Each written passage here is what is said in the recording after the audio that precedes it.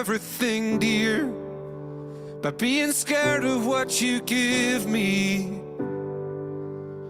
I am sorry unequivocally. I just don't know how to love.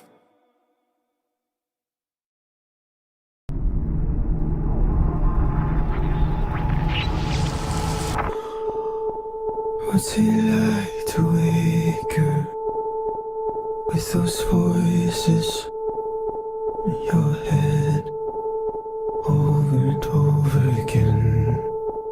Is it hard to carry all the poison in your hands?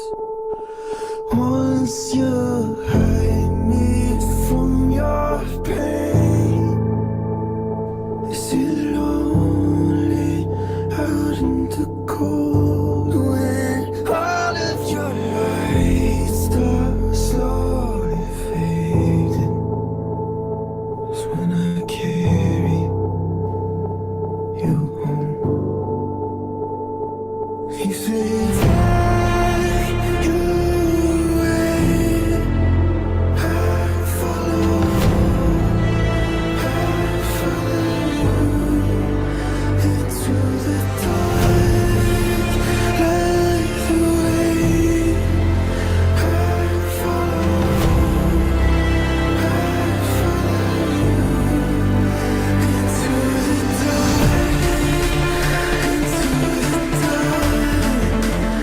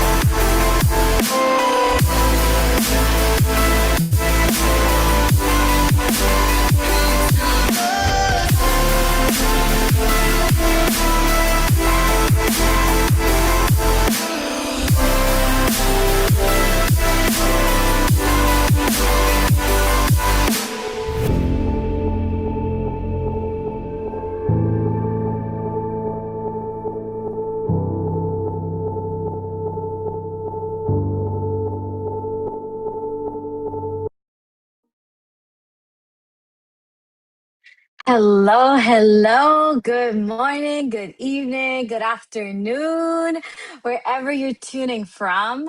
As always, we're going to start off by simply bringing our awareness all the way back in the body. If you're not walking, driving, or doing something that requires your eyes to be open, I would love for you to just for a few seconds close your eyes, okay? And we're just going to take a beautiful breath. And I want you to go ahead, close your eyes. And take a deep breath in through the nose, out through the mouth.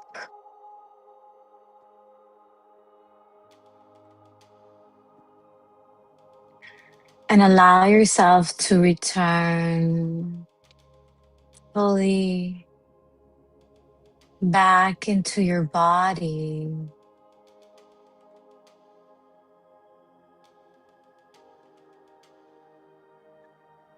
And just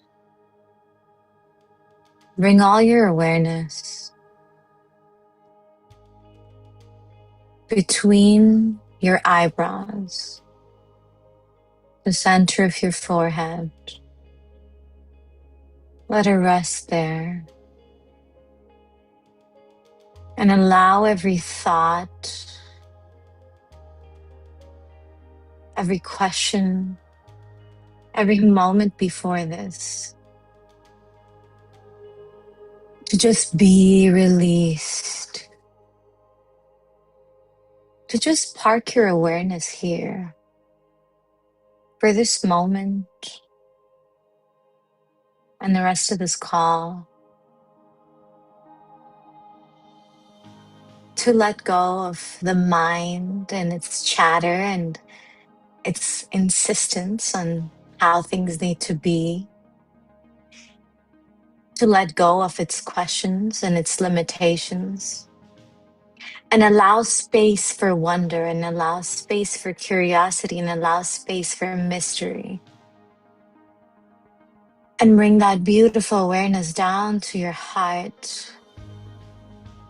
Breathe into your heart and let go. And just allow yourself to give your heart the permission to open and to be here from your heart.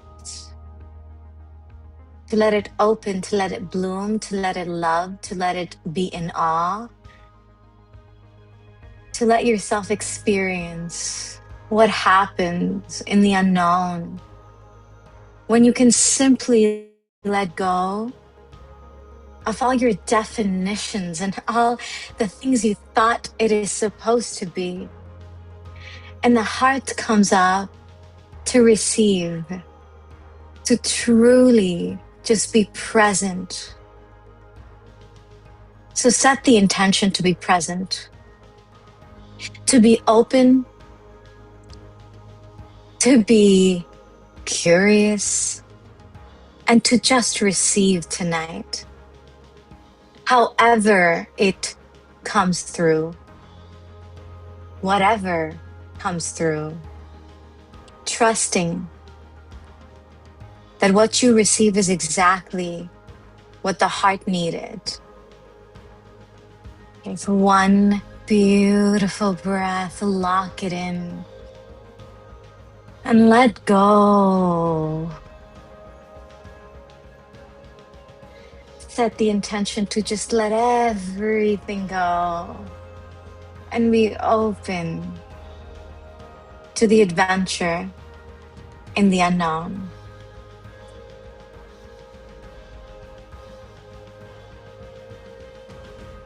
Whenever you're ready, gently bring your awareness back to this room, to your body, and open your eyes.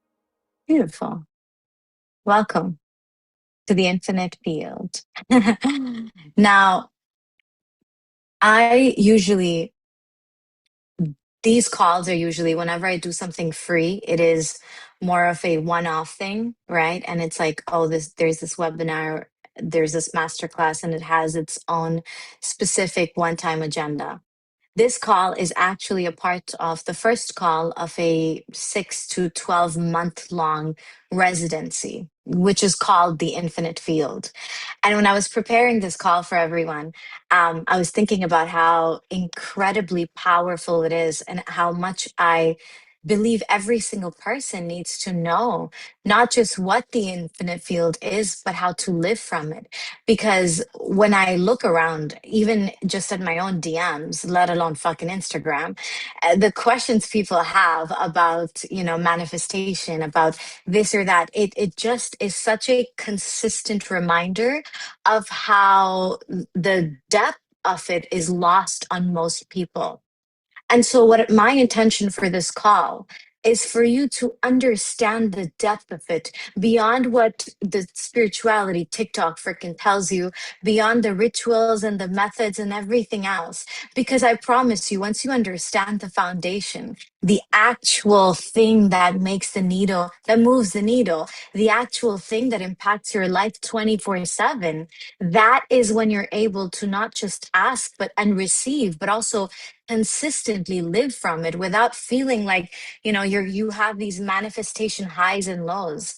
And I want you to, very honest, we're going to do a reality check here. Put a 1 in the chat if you've had those manifestation highs and lows, if you've been in that little circle of like, oh, I need to manifest this now, and I want to manifest this now, and how do I manifest this, and you're constantly looking at some level for some manifestation fucking technology to drop, and you're like, that's the one. That's the one that's gonna, like, make everything change for me. And so it becomes this consistent, like, oh, I'm looking for something and I'm looking for an answer. And there's a lot of honest ones in the chat, and some of you, you're like, fucking hell, I'm not gonna say it. I'm just gonna, like, slightly, I'm gonna sit here, I'm gonna smirk because it's true, right? And if, okay, real talk, all right, this one I need all of y'all to be honest for. How many of you came to this call? Put 1 in the chat if that's you. How many of you came to this call because you were like, there's something I want to manifest, and you know what, I'm going to come here and I'm going to learn a hack or something to apply, and then I'm going to manifest it? Yeah, good. I like the honesty. So, I'll give you a good news and bad news. Good news is that you will learn a fuck ton today. It will change your life. Bad news is I will not give you a ritual or some, a freaking Nikola Tesla fucking structure to manifest this method, that method. But I will tell you everything it is that you need to understand the mechanism, because once you get the mechanism, I promise you that if you simply apply it in your life, you will never ask the question, how do I manifest this again? It's not, and here's the thing, it's not even about manifestation, it's about maintenance, right? So hmm, what I want you to do is give me your word, okay? I want your word on one thing. And if you're willing to give me your word, I promise you, it's gonna blow your mind, the experience we have today, okay? But I want your word that whatever you thought you came here to receive today, whatever you thought that you will get from this call today, whatever your mind expects from today's call, I want you to go ahead, write it down. First of all, like, write it down either in the chat or in a notebook. I'm gonna give you like a minute or two to write down what you came here, the expectation you brought to today's call. Okay. I'm gonna play one song. You have that much time. One song, write down whatever expectation you brought. Okay.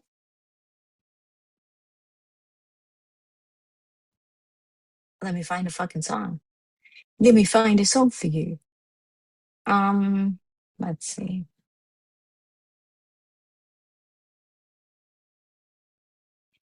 Okay. Cause you're a sky full of stars. I'm gonna give you my heart. Cause you're a sky full of stars. Cause you light up the path.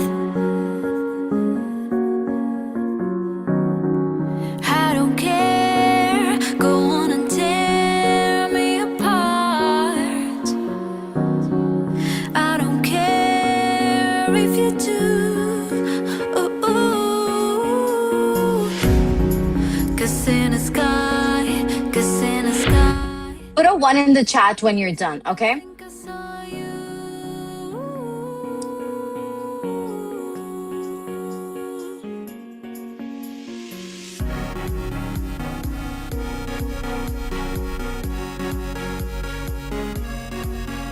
All right.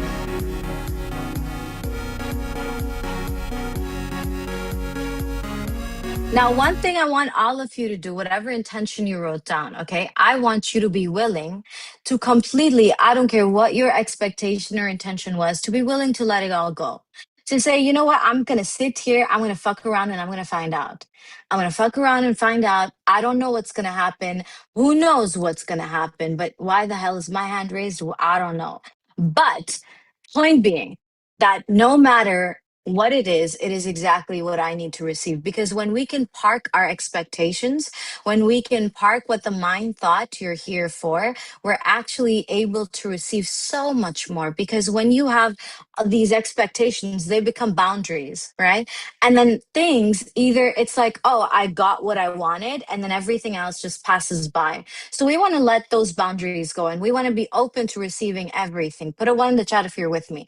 If you're like, hell yeah, I'm gonna be open to receive everything. I'm gonna be fully present here tonight. I'm gonna put my devices on do not disturb. I will block in and I'm gonna stay here and I'm gonna walk out transformed because I know the power of what happens when I bring my entire presence, my heart into a moment and I let everything else go. The problems, the doubts, the fears, the I've tried this method and I've tried that and that didn't work, all of that. Just let it all go. Imagine you've released it all.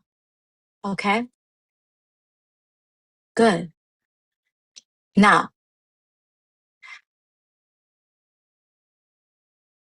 I want to start with a story.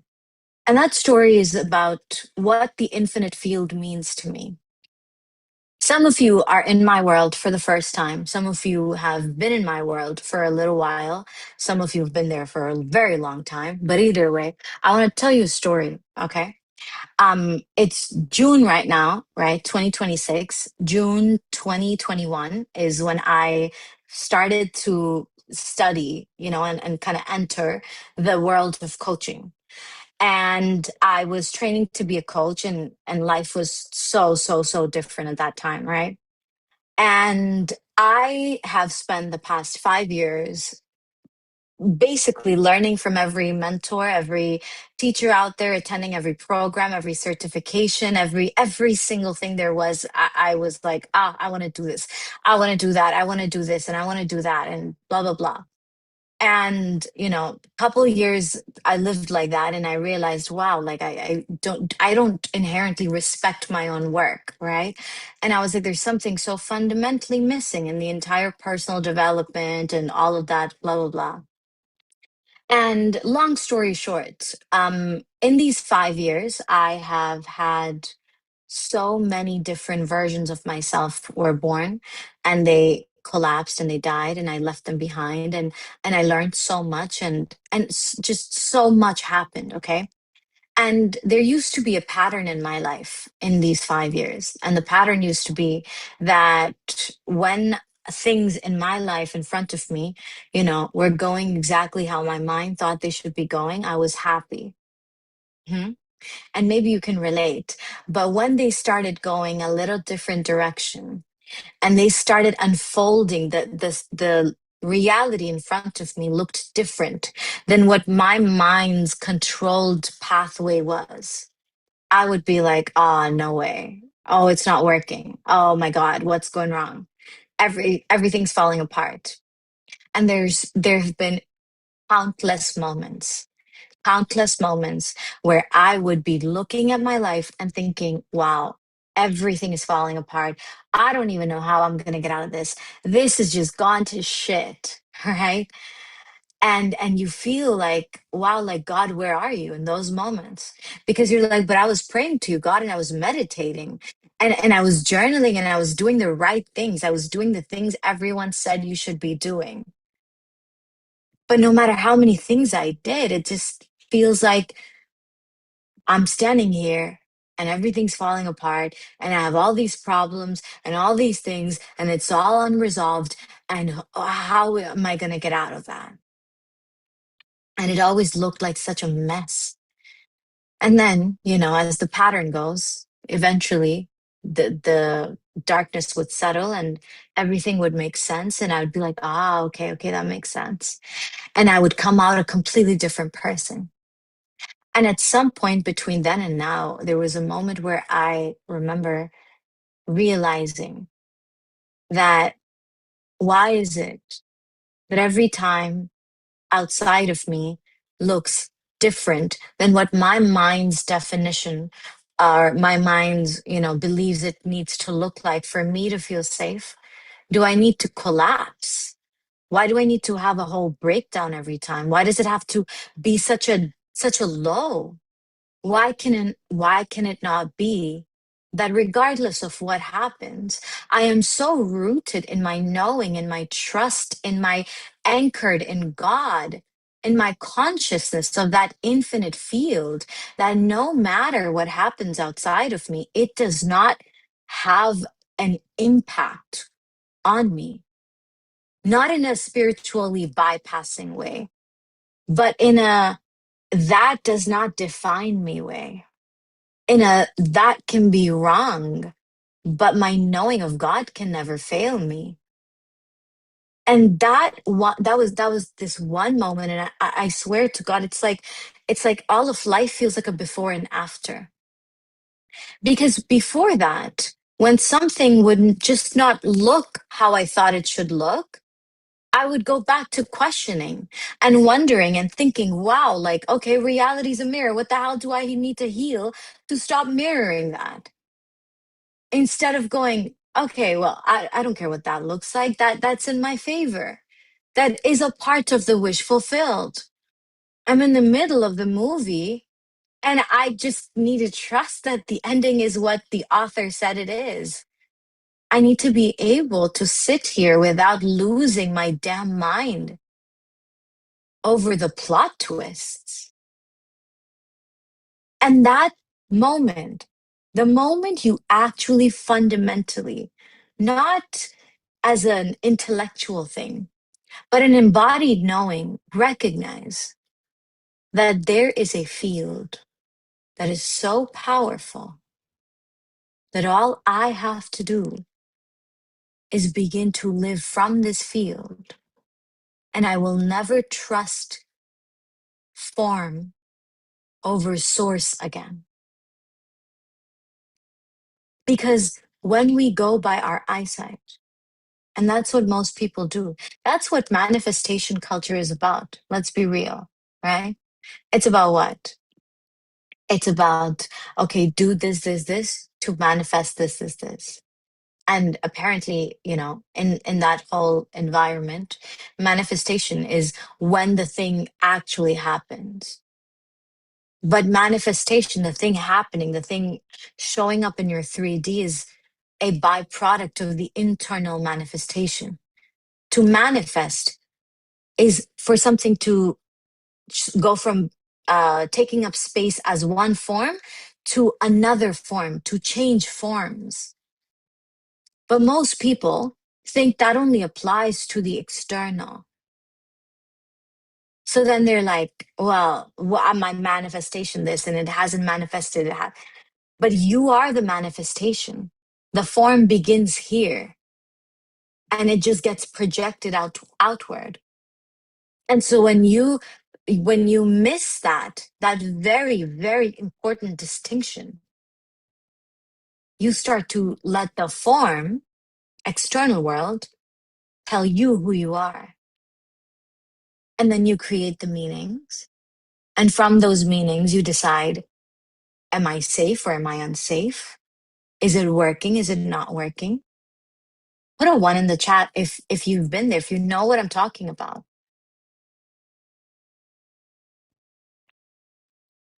Because I've been there, right? I've had insane crash outs over like, oh my God, it's not what I thought it will be. And then it's like when you finally let go, you realize if it had happened when and how you thought it should happen, it would have harmed you so much. You would not be able to hold it because you could not hold the safety without the form. And we'll go deeper into this later today. But my point is, what I want you to recognize is that once you begin to live from the infinite field, you actually fundamentally do not care about form. Most of you probably know, I've talked about this. Some of you were inside my drunken luck container when my Instagram got deleted. And that was actually the first time that something of that magnitude, if you want to call it that, happened in my life. And I had nothing, like it had no impact on me. There was not even, I need to change the meaning. It was just the knee-jerk response was, oh yeah, that makes sense. Within a week, within a week, my revenue doubles. I'm investing tens of thousands of dollars in my Bali live immersion. The same, like it's like no matter what it looks like on the outside, you don't stop being who you know you are. And so my life didn't stop mirroring that either. It only kept getting better and better and better. Doors opened where the old version, another version would have seen dead ends. And that's the thing. Most people only know that, oh, okay, I can ask from the field, but they don't know how to receive because they think receiving has to look exactly like their mind tells them it needs to look like. And that's the fucking problem.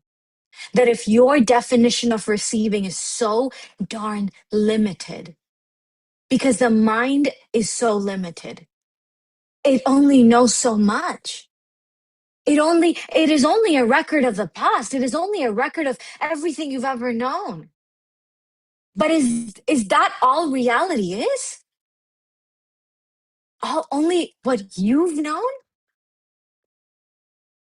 And the point of the infinite field is to realize that when you're asking from the field, when you're living from the field, you're willing to give up everything you've known for the greater unknown, for all that you don't even know yet, for the adventure of all the ways, all the directions, all the paths it can unfold in.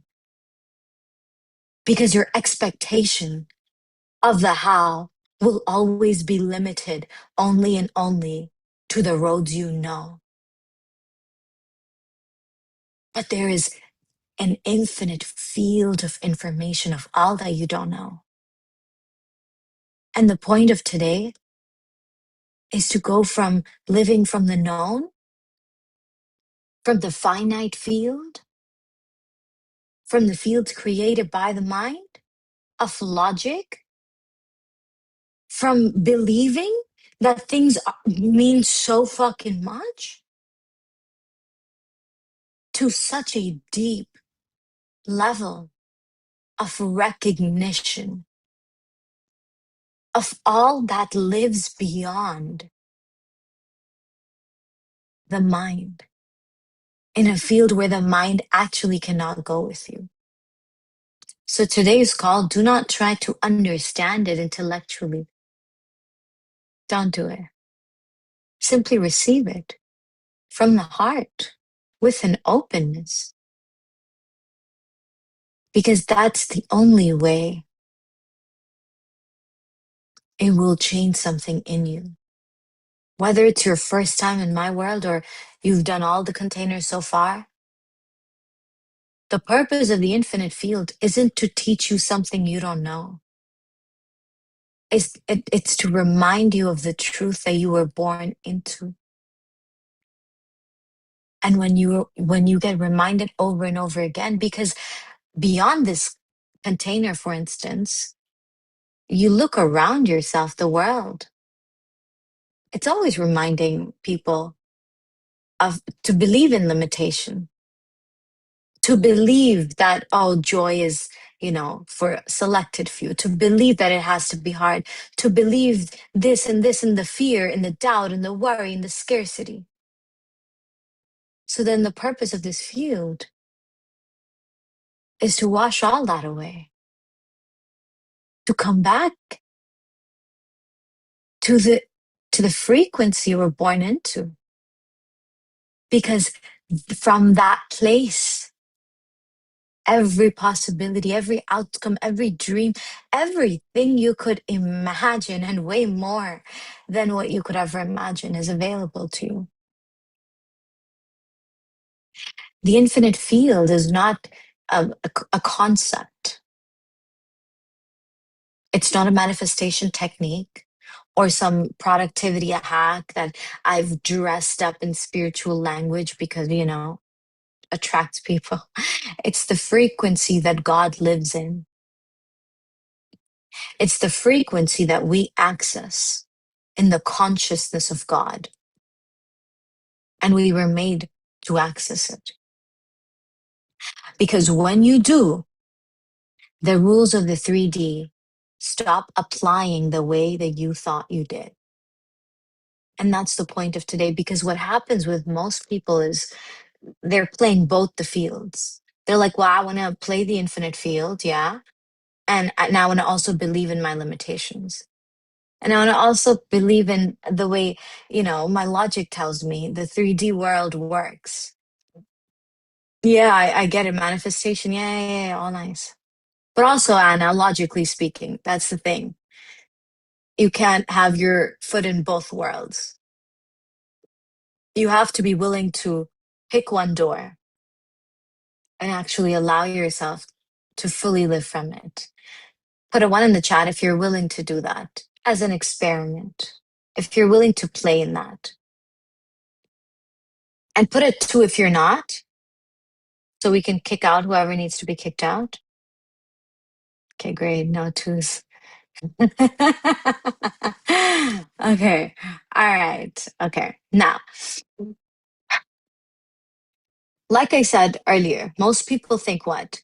Manifestation is about getting a thing, right? Money, the partner, the man, the woman, the house, the car, the clients, the business, the promotion, the freaking beach penthouse or whatever. So then they keep chasing one thing and the next thing and the next thing and the next thing, and they go deeper and deeper and deeper into the hole, constantly wondering, okay, well, like, okay, I've manifested this, I can't manifest this, and how can I manifest this? And oh my God, I can't. And it's like this web that they get stuck in. And they're like, but when do I finally get to what they're really looking for, by the way, breaking news. Spoiler, if you want to call it that. They're really looking for peace. They're looking for the moment they no longer have to chase. Because if you could close your eyes for a moment, and if you can take a deep breath for a moment, and I tell you to bring up whatever, however big that list of desires you have, okay? Everything you could possibly desire in your entire life. I want you to make that list as big as you want.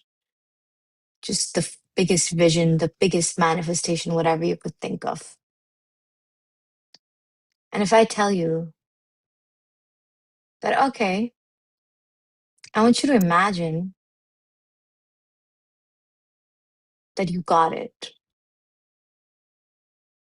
That just like that, you got everything, that there's literally nothing on your list that you don't have.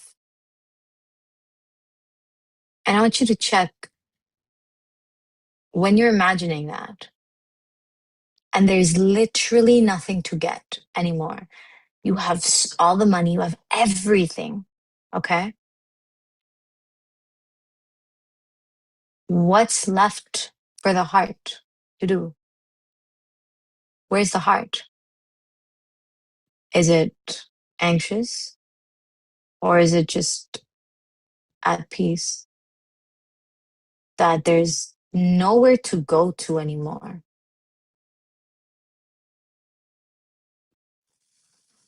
There is just nowhere else but here. It's all here now. And you can open your eyes and put your answer in the chat. Peace,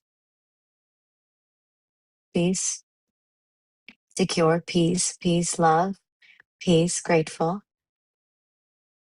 So notice how easy it was to access peace. Like, look around you. Y'all don't have that, okay? But I just, for a moment, you allowed yourself to entertain the possibility that you did. And in the moment that you entertained it, and the moment that you noticed, wow, I have it all, there was an instant peace.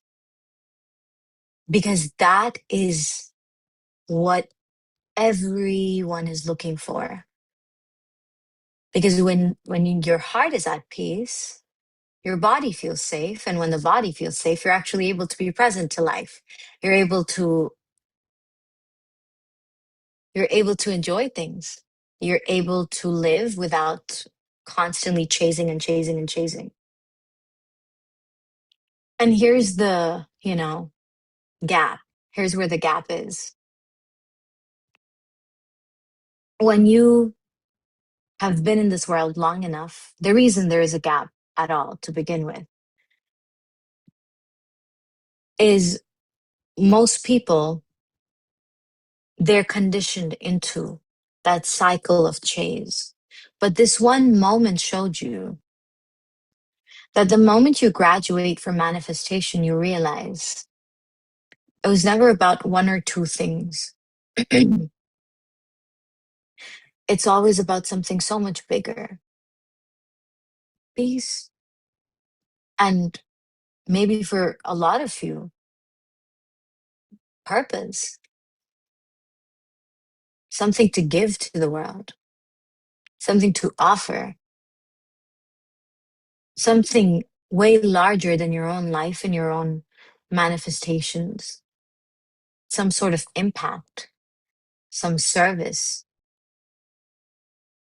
And maybe you can put a one in the chat if that's you, that it's like the moment you go like, okay, well, I've had it, I have it all right, what's next?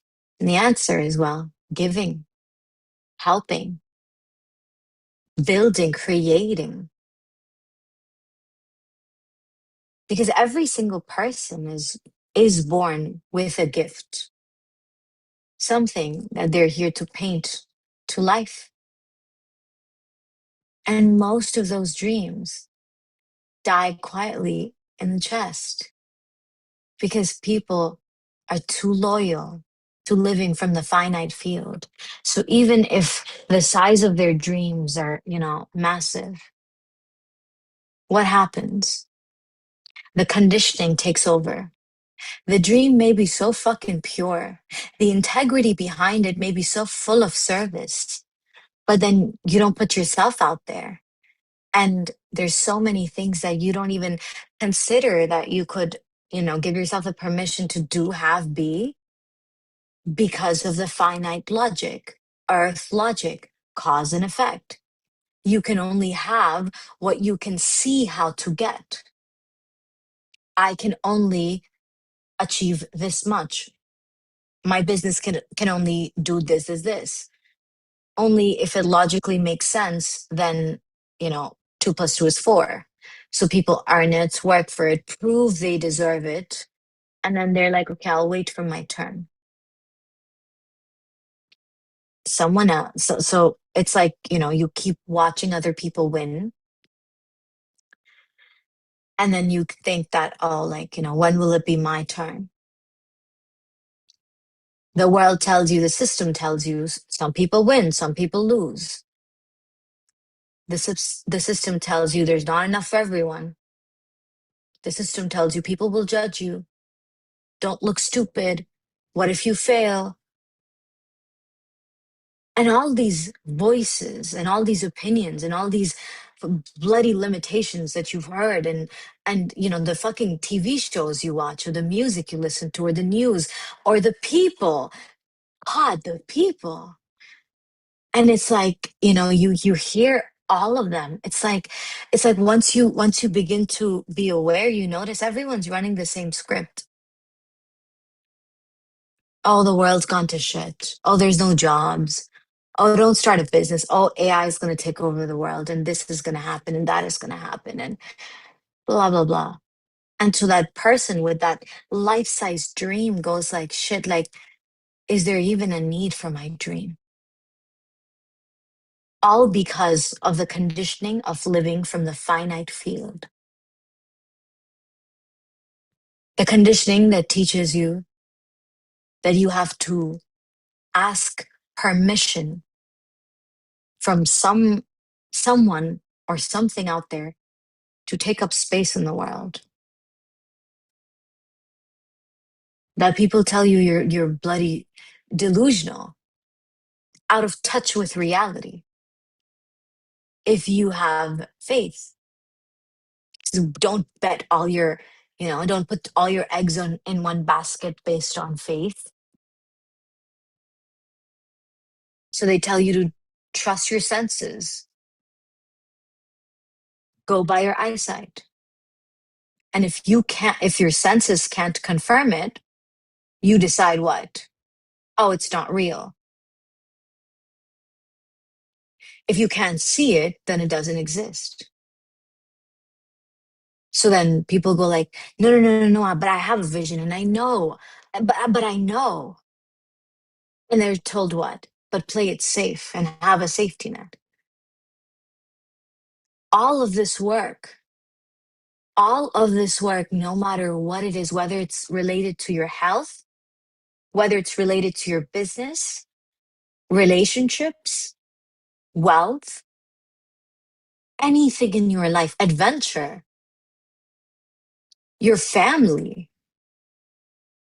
I want you to understand that no matter what bucket you're receiving this from, that you're like, well, this part of my life, you know, needs to be upgraded or whatever, that the laws apply all the same to everyone. And the law is to live from an unseen infinite field of information that your senses cannot perceive, to be willing to seem crazy, delusional, whatever, not because you've put some unseen imagined reality on a pedestal, not because your conviction is on the person, the thing, or the whatever, because you're so secure in your awareness of God that you do not need to control everything the way it unfolds. That does not mean you're passive. It means you're just not holding on to dear life, your plans, your logic. The infinite field is God consciousness. It's the frequency of be and it is. Kun fayakun. No ceiling, no shortage. No, it's not for someone like you. The decree and the manifestation in the same breath. And the tragedy is that we're all born in the infinite field. As a child, you don't know limitations, you don't know scarcity. There's no, I probably shouldn't ask for that. You're pure, you're unlimited. And that's where you came from. That's your original nature. So when you listen to this, it's not just that you resonate with it right now, it's that it is the same frequency that you entered the world with. The same peace, the same wholeness, and the same limitlessness. But then, growing up in the system, you go from knowing no limitations to memorizing them. School teaches you, media teaches you, people around you teach you, everywhere until you forget the truth. You go unconscious and today you wake the fuck up. And full disclosure, the call will probably go on a little long, but that's because I think that it's so important that you recognize this frequency within you as your own. And once you're awake to it,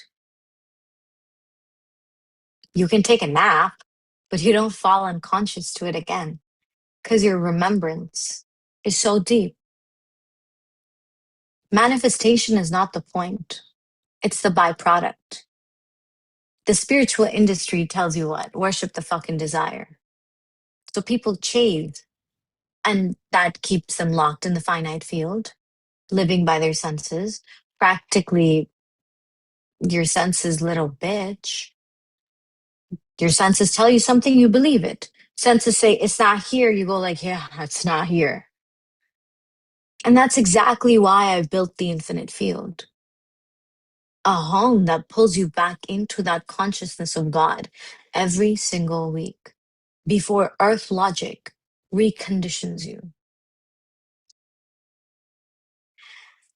I want you to consider one phrase. If God, if you were to consider what it means by God's reality, how many limitations do you believe there would exist in that? In God's reality, in God's consciousness, what's possible and what's not possible? Is there any shortage of any resource? Is there any scarcity? Is there any lack? Is there nothing? And what I want you to recognize today, I want you to close your eyes for a second. And I want you to notice that this consciousness of God, the reality of God, the consciousness of that reality is not somewhere else. It's not a frequency you travel to. It's not a state you achieve after you've healed long enough or believed long enough or, oh, you had the right behavior. I want you to notice the phrase closer to you than your jugular vein and breathe into it and recognize this field of all potentials, all possibilities is closer to you than your own lifeline. This reality, the source of the reality of limitlessness, is closer to you than your very own breath. And you can open your eyes if they're still closed, but I want you to simply let your awareness expand as we go through this experience. That this is not something you earn. It is something you always 24/7 have access to. It is the baseline.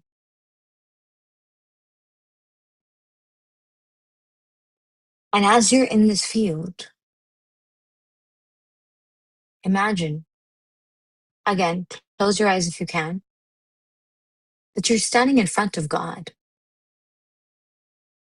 Not the God you were taught to fear, not the distant, transactional, judging God, but the God who says, I am as you think of me, who says, call upon me and I'll respond, who says he gave you all that you asked. There's God who says, ask for it. Ask for whatever you want. What do you want? What do you really want? And maybe you can, if your eyes aren't closed and you're not driving, close your eyes. And you're standing, however you experience God, you're standing and you're in, right in front of this energy.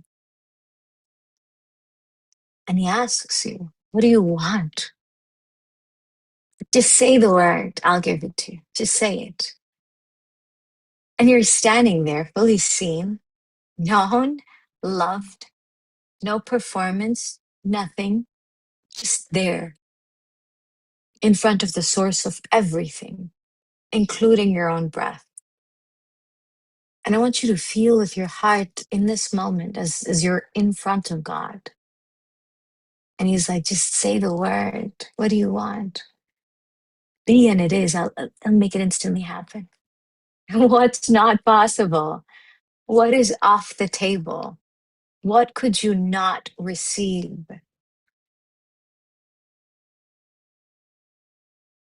What could you not receive?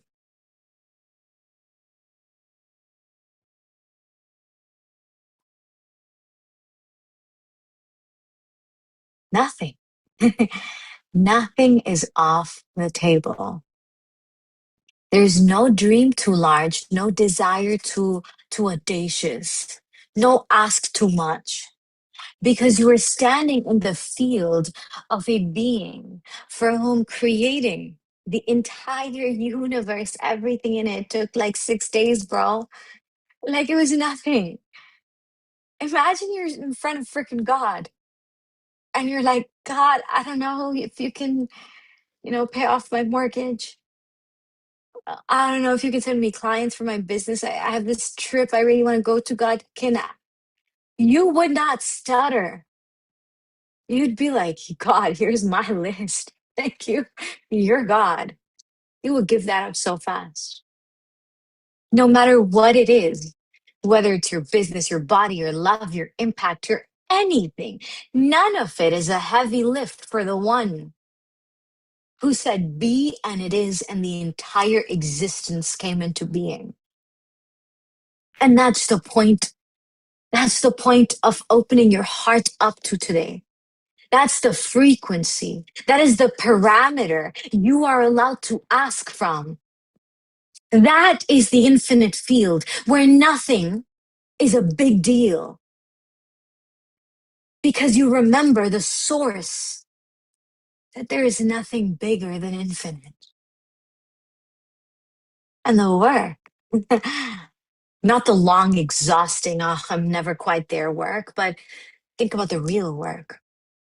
The real work is simply the learning how to stay here long enough for the body to code it as home, long enough for the heart to know of nothing but the unlimited, long enough that if the mind ever tries to con you into believing a limitation, the heart says, shut the hell up, boy.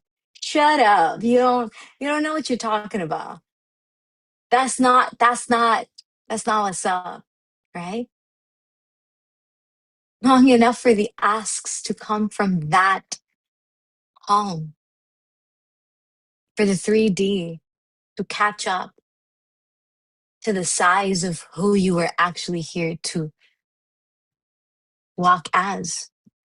You're not a scared person afraid of the bloody, form in front of them, but someone whose audacity terrorizes the 3D to like clock its shit. Because you're like, do you know? Do you know who my God is? I'll give you a funny example. Okay. I'm getting my dad needed some shirts to get, he wanted me to get some shirts printed from a vendor. Okay. The vendor happened to be one of my friends. And I reached out to my friend and I was like, yo, like, my dad wants to get these shirts made, blah, blah. And he was like taking forever to reply. And like, you know how these people are, right? So I sent him one voice note from my dad. And my dad is like, when it comes to work, he will terrify you, right? So he's gonna start off very lovingly. He's gonna be like, Assalamu alaikum and this and that. And then he's like, get your shit together, right? So I sent him one voice note from my dad, and I was like, do you know who my dad is, dude? That guy got his shit together so freaking fast. He's like, okay, please don't give your dad my number. Please, I'll do everything. I will get it done before time. And all it was what? Do you know who my dad is? Like, clock your shit. And that audacity, I've always, by the way, this is like a very small example, but throughout my life, ever since I was a kid, I had this chip on my shoulder. Like my dad is not like some, fucking president, okay? He just knows people who know people. Anytime I'm somewhere, I'm gonna be like, do y'all know who my dad is? Wanna do you wanna talk to my dad? And it's like instantly everyone's like scrambling to like keep up. And that's the thing, is that the analogy is if you were to apply it to your life, no matter what the situation is, the mind tries to say some shit. You go, do you know who my God is? Do you know who he is? And it's like, it takes away any power the 3D could have over you. So the question is, well, okay, Anna, if the infinite field is the baseline, okay, and you say it's the original nature, then why does it feel hard to access? Put a one in the chat if you haven't, if you've thought about that question. That okay, fine. Like, why is it that, you know, yeah, why is it that people pray with no answer for years? Why do people do the work and still hit the same ceilings? Why does it feel like the infinite field is something other people live in and not you? I'm going to name three gaps, okay? And I'm going to name them very precisely. Here's what we're going to do. This part we're going to do together, okay? If you don't have a notebook already, I want you to pull up one, okay? What I'm going to do, I'm going to tell you gap one, all right? And then I'm going to give you one, like 3 minutes, okay? And you're going to write down, how do you relate to gap one in your own life? Okay. Where is it that when you were putting in that one and you were like, okay, well, why doesn't it work type one? Okay. Well, then when I talk about gap one, where can you notice that gap live in your life? All right. Then I'm going to tell you gap two and you're going to do the same. I'm going to tell you gap three and you're going to do the same. Put a three in the chat if that makes sense. I don't want you all to be too comfortable with the ones. Okay. Good. Sushi says three. I love it. I love it. Okay. Number one. Can you repeat yourself once more? Probably not. I'm joking. What I'm going to do, I'm going to tell you three gaps one by one. Every gap I tell you, you're going to listen while I'm telling you what the gap is. And then you're going to write down in the chat or in your notebook. I'm going to give you 3 minutes or less. I don't know. But I'm going to give you a minute to write down, well, where is it that I may have been, living from this gap? Okay. All right. Number one, because you can't, by the way, close a gap you can't see. Number one, asking from the wrong address. Okay. Most people, they ask God for things from a frequency of lack, from the bottom of the, I don't have it. When will I have it? From the panic, from the need, from the, if this doesn't come through, I'm in trouble, from the nervous system that is exhausted by living in survival. And the ask sounds very beautiful on the surface, by the way. It sounds like, oh, dear God, please provide for me. Please send me what I need. Please, you're the one who can help me. Please help me. Please help me. Please, please, please. God, why aren't you helping me? But the frequency underneath it that's consistently running is I am someone who does not have this. Please make me someone who does, God. God says he does not change the state of a people until they change what is within them.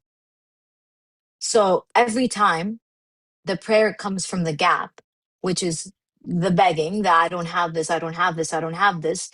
The field reads the frequency, not the words. When you're communicating to the people around you, when you're talking about your life, you're speaking more and more of the limitation. You're telling people, oh, like, you just know how it is with my money, just know how it is with my relationship, just know how it is. You're asking God, by the way, from the gap first, but then you also reinforce the gap throughout your conversations, throughout the questions you ask, and the things that you're learning all the time, and the stuff that you're telling other people. And when you ask from the address of lack, the field confirms that, okay, that's where you live. It gives you the experience of someone who is asking from lack, which is more asking from lack. More asking from lack. The provision circles but never lands. The door opens and then closes. The thing comes close and then it slips. Not because God is withholding from you, but because you're broadcasting a position of not having over and over and over again. And the field is very loyally reflecting it back. That's exactly what God means when he says, call on me, I will respond.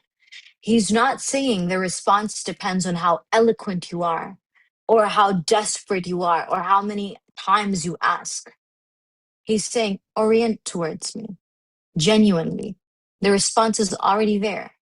The condition isn't effort, it's orientation.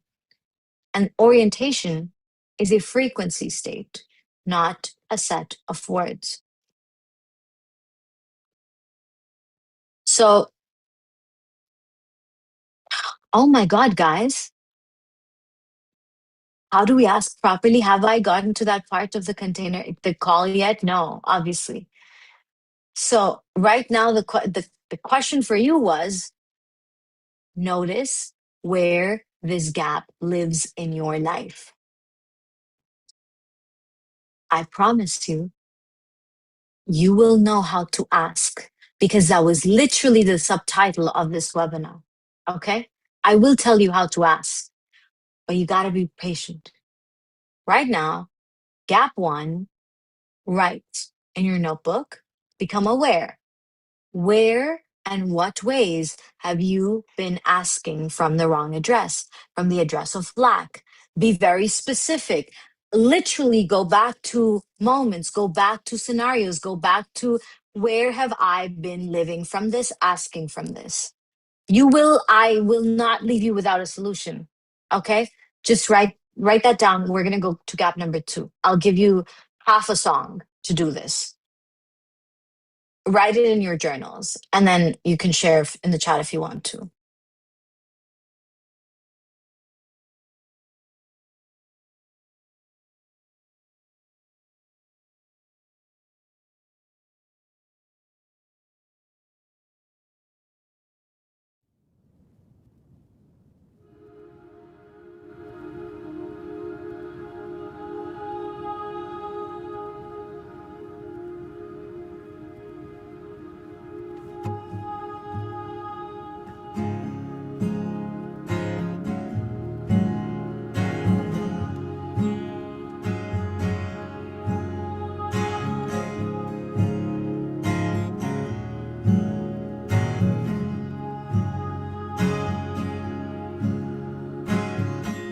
Driving out through the dirty wine, stop for a swim, are you far behind? Middle nowhere, how I like what I need. what it means to be human. Let's walk from here, it's the end of the line. Nothing ahead, I hope nature's kind. Now bags are full of another life. What's it mean? What's it mean to be human? Running ahead now.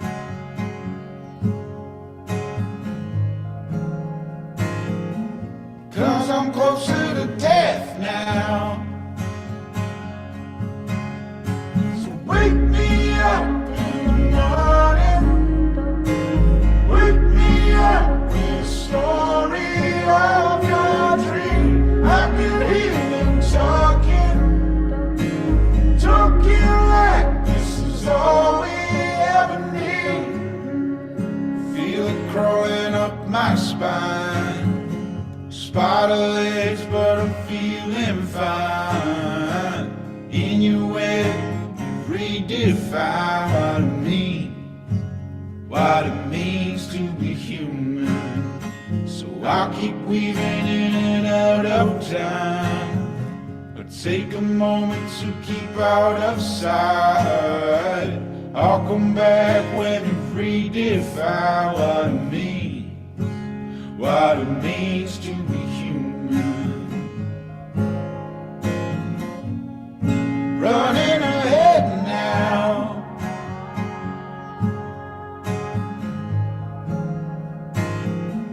Yeah, I'm closer to death now. So wake me up in the morning. Wake me up with a story of your dream. I can hear them talking, talking like this is all we ever need. Now,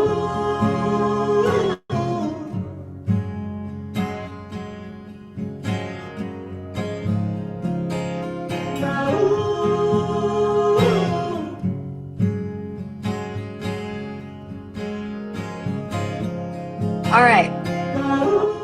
Gap 2. Okay. How many of you noticed gap 1 in your life? Just put a uno in the chat if you noticed it. If you noticed, there's a gap number 1 that's been living in my life. Oh no. Oh no. Okay. All right. Amazing. This is great information, by the way. You know, it will make sense. Okay. Gap number 2. Asking for the thing instead of being the field. All right. Most manifestation teachings have people focused on the thing. Okay. The number, the person, the opportunity. And then these people, they spend all their energy trying to do what? Attract the damn thing, right? Trying to become worthy of the thing, to convince God, oh, God, please, I deserve it. You know, I've worked so hard and I do this and I do that and I'm a good person and I'm this, and all these are all my reasons for why I deserve it, God. Please, please, please, let me have it. Be honest.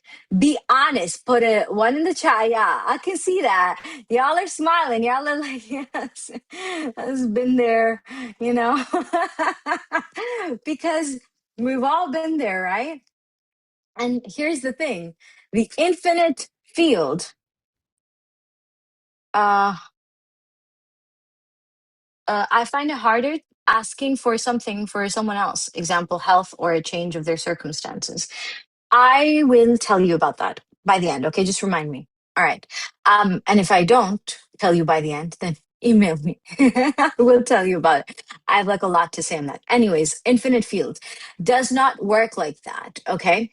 The thing, when we're living from the infinite field, okay, that thing is a byproduct. That thing is what happens when the field renders correctly.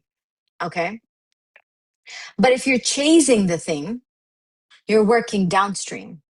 You're trying to edit the printout instead of changing what's printing.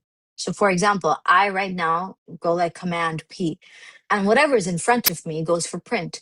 Now, when the printout comes, I'm like, I didn't fucking want this. And I start yelling at the printer and I'm like, you're so fucking dumb. Why would you print this? And I start having a crash out over it. And that would be pretty, who's dumb there? Is it the printer? Is it the printer? Is it the printout? Or the person who's arguing with the file that they sent? So then, when you're living from the infinite field, gap 2 is asking for the thing instead of being the field. When you're living from the infinite field, you're not manifesting 100K month or health or this body or this house or this thing or whatever. You're so unconditionally embodied in the frequency of the person for whom that's just like as normal as a cup of coffee. That's the thing. The gap between you, as in the version who doesn't have it, versus the version who has it, is not yours in months or whatever. It is only as long as it takes for you to go from, oh my God, what a thing, to like, yeah, obviously. For it to just become the most natural thing in your life. The thing is not the goal. The field is the address. And the things are the mail that arrive there. So you simply just move out of the inner home you've been living in. And when you move to the other home, everything just naturally comes there because that's the address it was written to be delivered to. When you shift from how do I get this? How do I, get that? How do I get this, whatever? To what is the frequency? What is their baseline? How does that person live? What kind of meanings do they give to life? Not when things are good, but when things do not look like they're in their favor. How do they move? How do they what is in their heart? What does their heart worship? That part. The gap between you and X collapses when you can embody that. Not through force, through identity, through choice, through simply starving anything that is not that. So now, again, like before, write down where in your life has gap 2 existed recently. And if it hasn't, by the way, fucking amazing, proud of you. But if it has, where has it existed?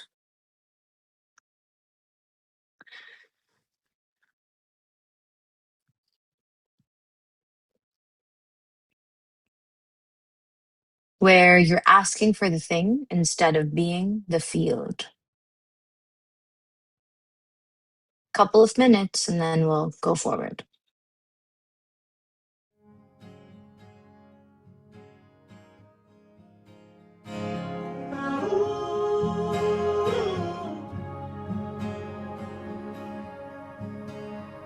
So wake me up in the morning.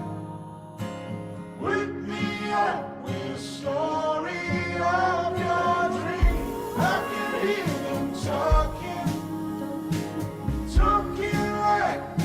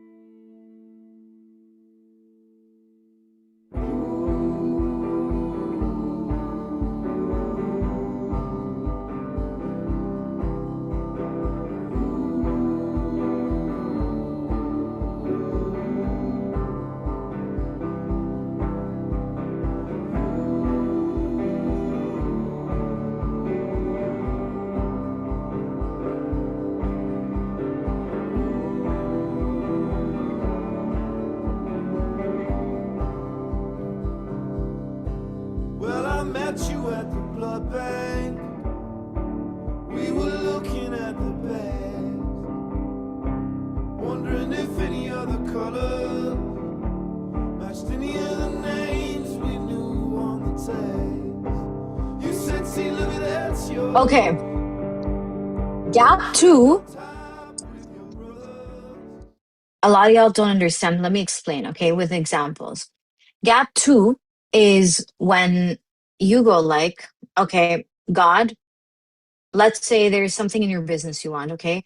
God, I want to have 50K months, okay? Or 100K months, all right? Gap 2 would be like, instead of you going like you, as in the person, instead of you being in the frequency where that number feels safe in your nervous system, where it's not a big deal to you, where it is a boring Tuesday to you, where it is not something that would shock your nervous system with excitement. You're so natural to it. You haven't put it on a pedestal. You become the frequency, the identity, you embody it. Instead of thinking it is something outside that you have to go to, you're simply it. And you trust that when you're embodying it, things unfold exactly the way that they're meant to unfold. Gap 3, okay? Withdrawing from the field when the 3D does not confirm it fast enough. And this is the one that breaks most people. And it's the most subtle one. You orient towards God. You enter the frequency, you feel it, and you go like, sorry, my dad was calling. Um, you enter the frequency, you feel like, oh yeah, I have it. I'm whole, I'm complete, this and that. Maybe for a day, maybe for 2 days, 3 days, and then something in the 3D shows you something that doesn't match. The bank balance, the silence from the person you wanted to hear from, the delay, the unexpected bill. And you take that as evidence as, oh, the field isn't real, that it didn't work, that you go by your senses, that, oh, I must be doing something wrong. I need another process. I need another this. So you step back out and you go fix the problem at the 3D level and you lose the field. And then you try again later and you enter the field again. And something in the 3D doesn't confirm fast enough. And you're like, no, it's not working. So you go back. So it's almost like you're like, okay, I will maintain this state as long as I need to maintain it to get the thing. And if I don't get the thing fast enough, I'm going to go back to bitching and complaining because that is way easier. And this cycle, the in and out and in and out, is why so many people feel like the field works sometimes and it doesn't work sometimes. That sometimes I can get it and other times I don't get it. And it's not that the field is inconsistent. It is always consistent. It's that you're the variable that keeps changing. Every time you step out in response to a 3D signal, you rebroadcast the frequency of, I don't trust this. And the field renders that too. The infinite field requires a body that can stay in the field even when everything visible screams the opposite.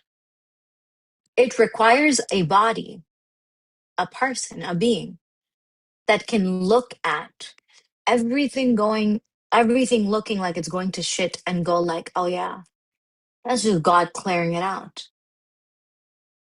for exactly what is best for me. You don't panic. You don't text every person you know. You don't scramble because your heart is not attached to eyesight. It is sourced from inner sight. And that's the biggest difference. And it's not blindly or it's not in denial. It's rooted in the knowing, the kind of knowing that says God's reality is more real than my freaking bank balance. The provision is written. The field is the truth. The 3D is just the lab. And I'm going to tell you exactly how to do that. But first, in all these three gaps, which one, asking from lack, chasing the thing, or stepping out when the 3D doesn't confirm? Which one is it that you most relate to? It could be all three.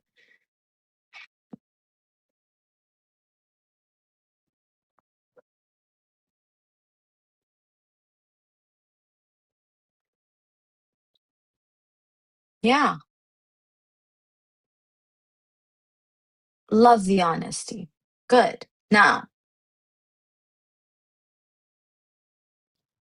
let's come to the good part, okay? The actual mechanics of how the infinite field works and how you plug into it, okay? And I want to give you the most important reframe of this entire call. And then I want you to sit with it before we move to the activation, okay? Asking and receiving are not two separate events.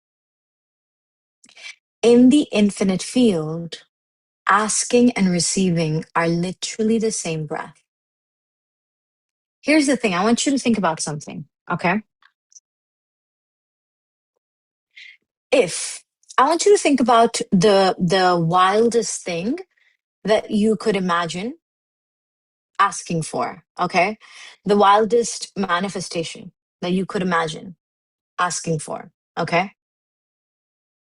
And I want you to think about this. If this thing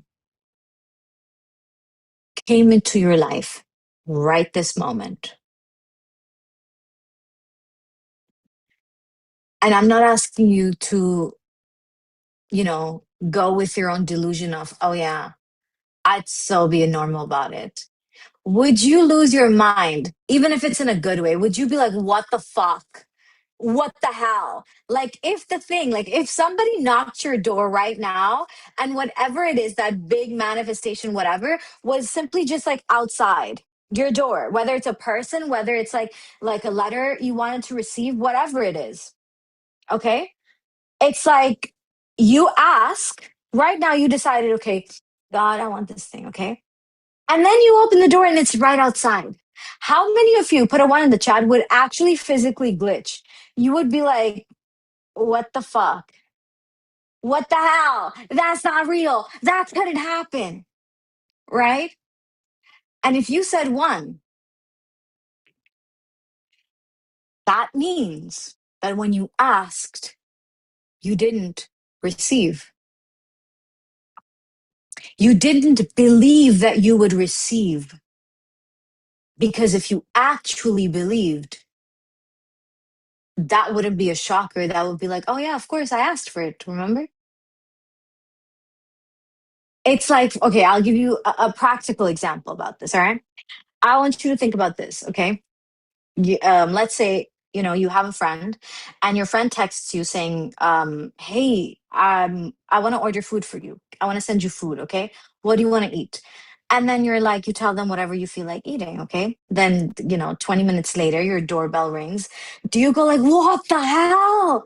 What? There's food outside? No way. I can't believe it. Or you're going to be like, oh, yeah, she said she was going to, or he said he was going to send me food. Do you see the difference? Put a one if you see the difference.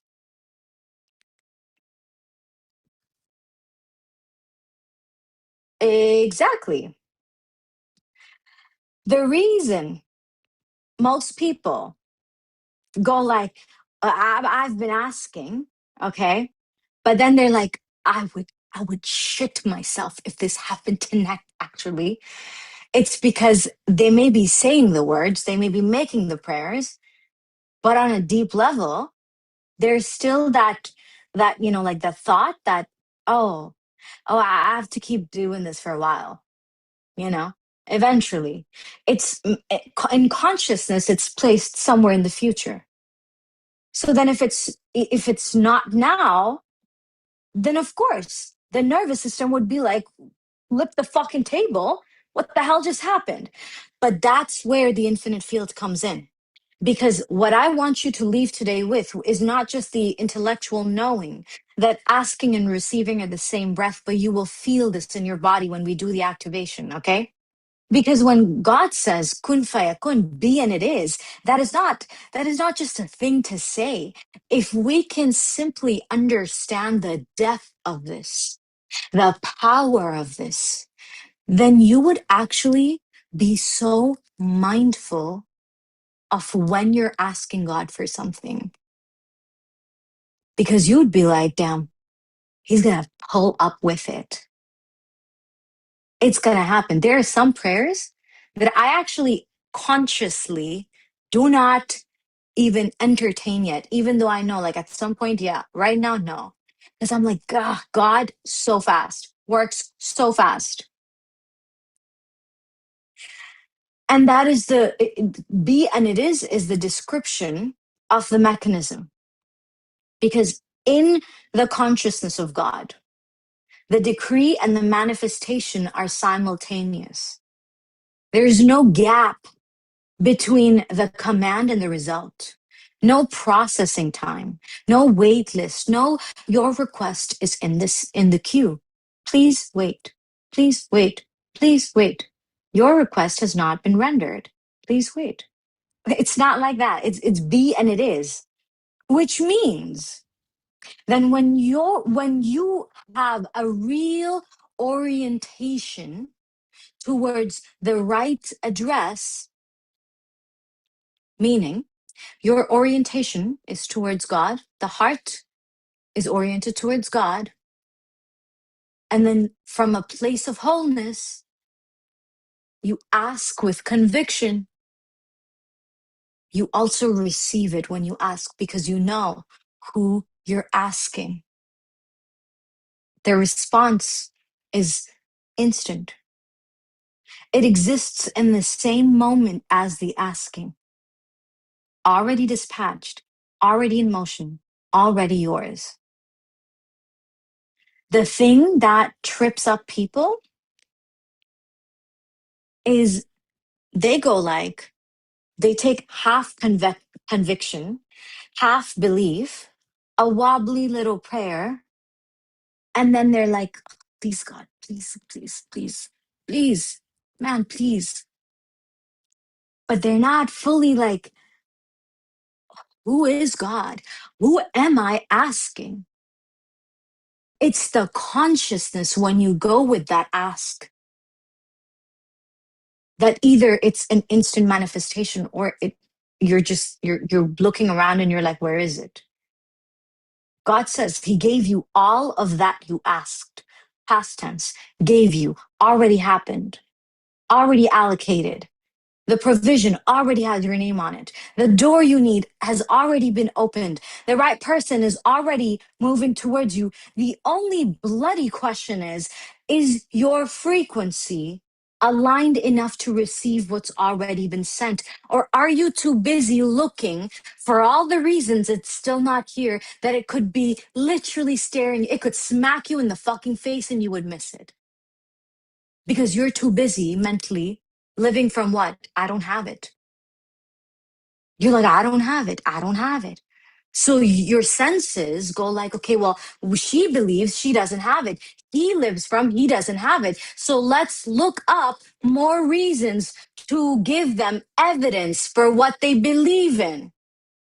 And the other evidence could be right there and you would miss it. Because why? Because when your consciousness asked God for a thing, it did not shift into I've received. It came back having sent a request somewhere in the sky out there. But who knows? Like maybe in 10 business days, God is going to send me a letter or a dream that says, yeah, green light. Yeah, yeah, yeah. Just be at peace now, you'll get it. Just believe. Thinking something has to happen. Oh, I just need to see angel numbers. Then I'm going to know on the right path. I just need to I need a sign from the universe. Shut the fuck up. Get with the program, man. That change, this awareness that, okay, when I ask, I also receive in that moment.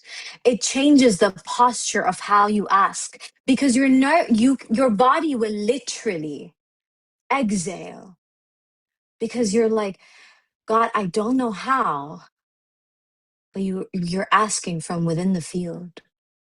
And then you let it go. And then go find a hobby if if you're that, like if you've got nothing to do, go find something else to do instead of just like, like thinking about it 24/7. Because once we get things, we kind of get over them. It's only a big deal until it's your normal. And then you're like, yeah, you know, it's get a life, literally. Most people ask like someone sending a letter and hoping for a reply. Please, you know, the infinite field. When you're asking from that field, you ask like someone who just got the confirmation email. And here's the thing, the nuance that most people miss, that when you're asking from this field, you're also, like almost like collaborating with divine intelligence, meaning you go into the field, okay? And you're like, God, I want this job specifically, okay? Or I want this partnership. I want this very thing. It means so much to me to get this exact thing. And there's a possibility, maybe you'll agree, that there's a thing, another opportunity, another way of unfolding that could be greater than your limited mind could ever imagine.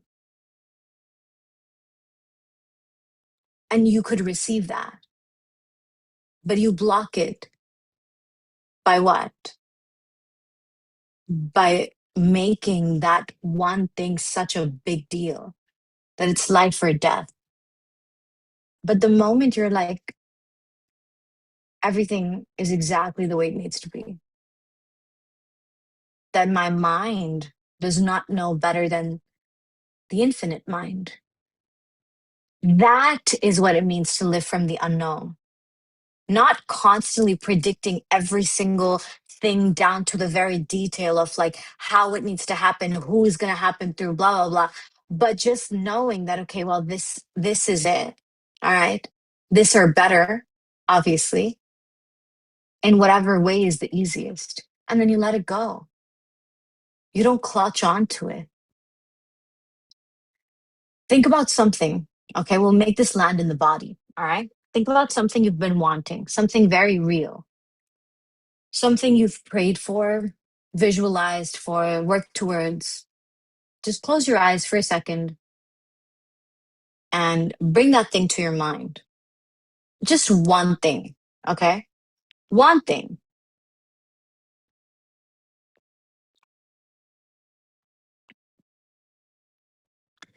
And as you have this one thing in your mind right now, here's the distinction I want you to feel. Asking from outside the field. Okay. I want you to imagine there's this field of infinite potential and you're standing right outside it. That every possibility exists, but you're outside that. And you're asking from outside, saying, I want this. Please, am I allowed to have this? I'm not sure if this will come through. And you're waiting for the field to give you some sort of green light so that you can be like, okay, confirmation received, got it, thank you so much. You just stamped it, I'll come right back to earth, and I know I have it. Now, clear the screen of your mind. Imagine the next way. Imagine instead of being outside the field, you're right in the middle And you can feel this openness all around you, almost like you're in the middle, inside the field. Like every possibility is moving through you, through your heart. Like there are unknown adventures every single place. Notice the openness in your heart. And you simply go like, I'm here to receive the provision that's already mine from the infinite divine intelligence of love. I'm simply here to be.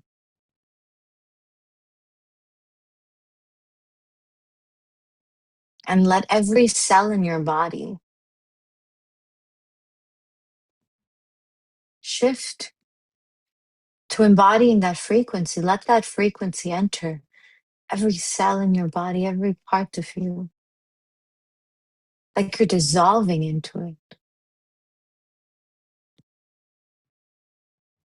And whenever you're ready, you can come back and open your eyes. Just put a one in the chat if you felt the difference in your heart between the first way and the second way.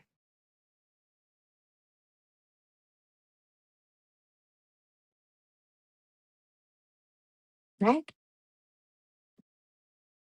Shoulders relaxed immediately.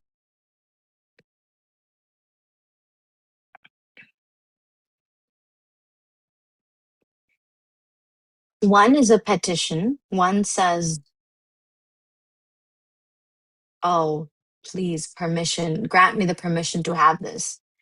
The other says, there's all these unknowns. There's all these ways it can happen.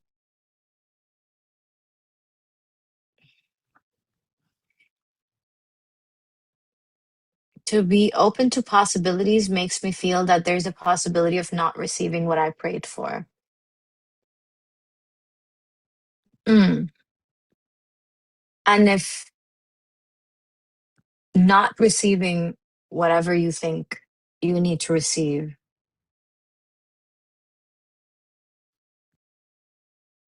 leads you to receiving something infinite times better than that, how would you know? It's the limitation of the mind that fears that because it needs everything to be specific. So the practical move is the shift that turns this from a concept to a lived reality. That you stop praying from the need and you start praying from the knowing. Not, oh, please, can I have it? But it's done. So I don't need to, have fear. I don't need to clutch. I don't need to do anything. It's like if I buy this phone, then I'm not worried. When I have this phone, am I worried?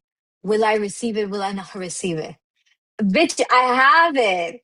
I already have it. It's like that. It's like, look at the ordinary things you have in your life.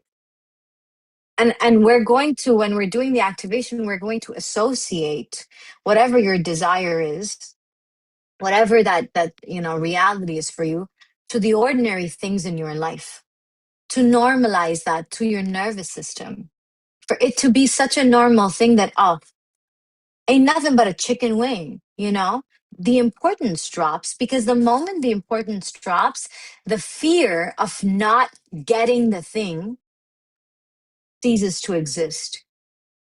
When not getting does not terrify you, that's when you know you've actually shifted, because you're no longer placing importance on it.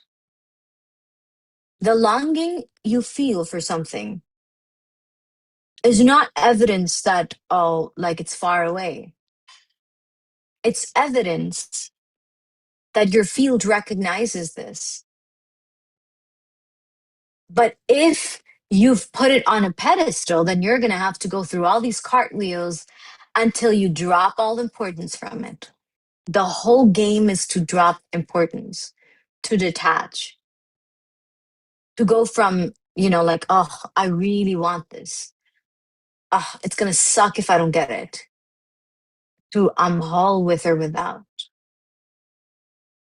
I am it. It's not brand new breaking news information. It's I'm just receiving what's mine. That's the infinite field mechanism. That's asking and receiving being the same breath. And I know, by the way, some of you are thinking, I'm gonna leave this call and you're gonna be, like feeling all good and whatever after the activation, especially. And then something happens on a goddamn Tuesday, and you're like, an unexpected bill, a conversation, someone says something happens that is from the unknown. And immediately the mind goes like, this is the unknown. What the hell? And it's like, that's the whole point. What the hell? Why are you freaking out about the very thing that is the whole point?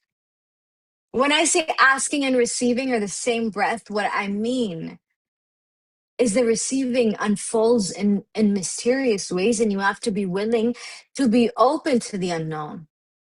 Instead of going like, oh my God, that chick, she fucking said that I would be in the unknown, but she did not say that the unknown would come with unknown variables. Now, what am I supposed to do here? Trust. The whole point, trust. Whether it's a quiet week in your business or something happens, you instead of allowing the mind to go like, see, it's not real, you don't have it, you were deluded, whatever the hell. I want you to actually have returning moves, okay?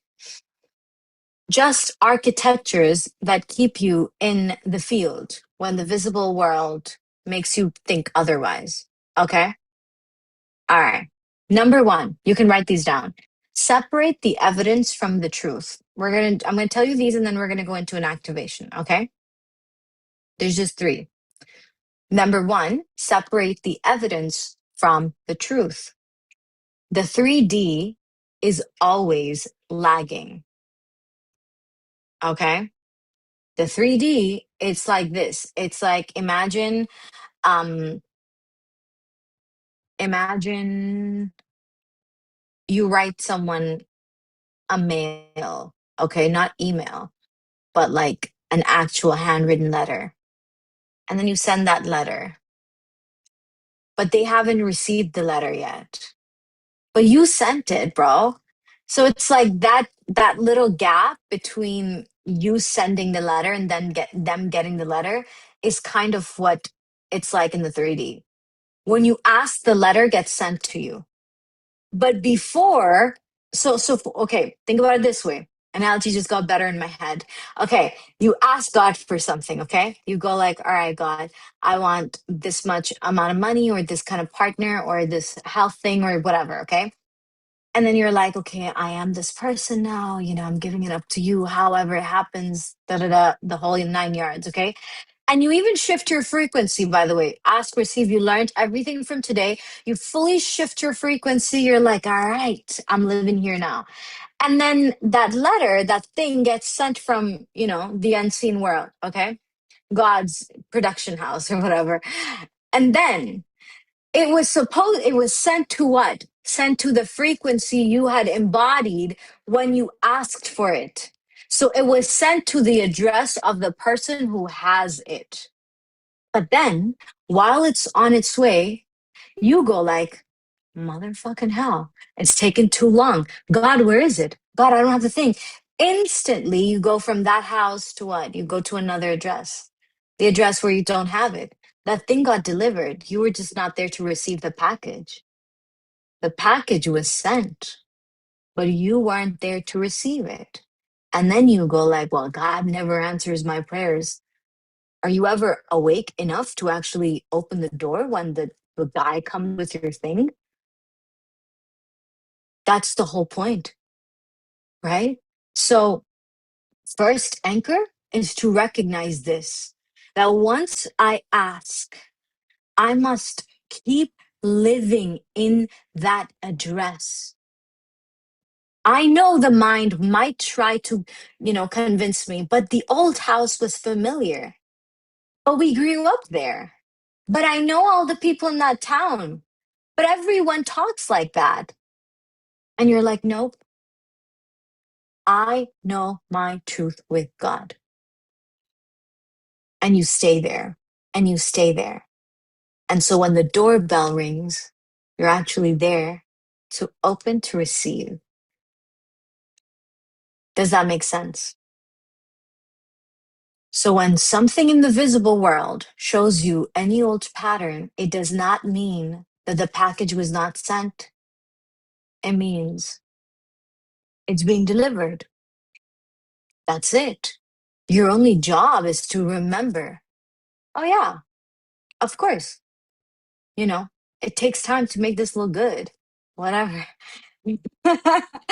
Not in denial. Like you're not in denial. You're not like, oh my God, like, you refuse to acknowledge what is in front of you. You can look at it without any emotions towards it because you're like, I just don't live here anymore. No, thank you.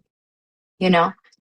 Now, number two, the body is the reset button. Okay. So when the 3D is loud and if, doubt starts to creep in, you do not fight the doubt. You don't argue with the thoughts. You reset through the body. Okay. Doubt, thoughts, whatever is simply just energy. Okay. So instead of going like, okay, I'm going to logically argue with the thought in my head and convince it to like, let me believe in the possibility, whatever, whatever, you're simply going to sit there unbothered. Okay. And you can simply close your eyes and simply, and I mean it when I tell you how simple this is, okay? You're going to be like, whatever your name is. So, for example, Anna. Anna's mind is having trouble holding on to the truth, and that's okay. Anna's mind can do what it wants to do, can say what it wants to say. Anna's eyes can see whatever reality is showing, and her heart is still connected to God. Her consciousness is still aware of God. So she's okay. And she's safe. So you basically externalize the character, the avatar. And if you were in drunken luck, we did this so much deeper inside there. But even if you weren't, that's okay because that's the whole point is to know how to externalize the avatar, the body, the character from consciousness. And you start talking to it. So you go like, Anna's mind can think that, Anna's eyes can see that, and that is okay. The truth is still the truth. That's just the old familiar energy leaving, and that's okay. And whatever it's like you're no longer resisting the thoughts. And when you're no longer resisting the thoughts, the funny thing is that the thoughts don't even want to stay anymore because there's no pushback happening. You're just neutrally there. You're like, okay, you can exist, but it's not like you're real. It's like when you're playing, PlayStation or Xbox, and your little brother or your nephew or whatever goes like, "Can I play with you?" And so you give them a controller that's not connected, and you're like, "Yeah, sure, buddy," and it's not even connected. So they think, "Oh yeah, yeah, I'm doing something." That's kind of like what you do with the mind. You're like, "Yeah, yeah, sure, buddy, go do your thing," but it doesn't have a controller that's actually connected.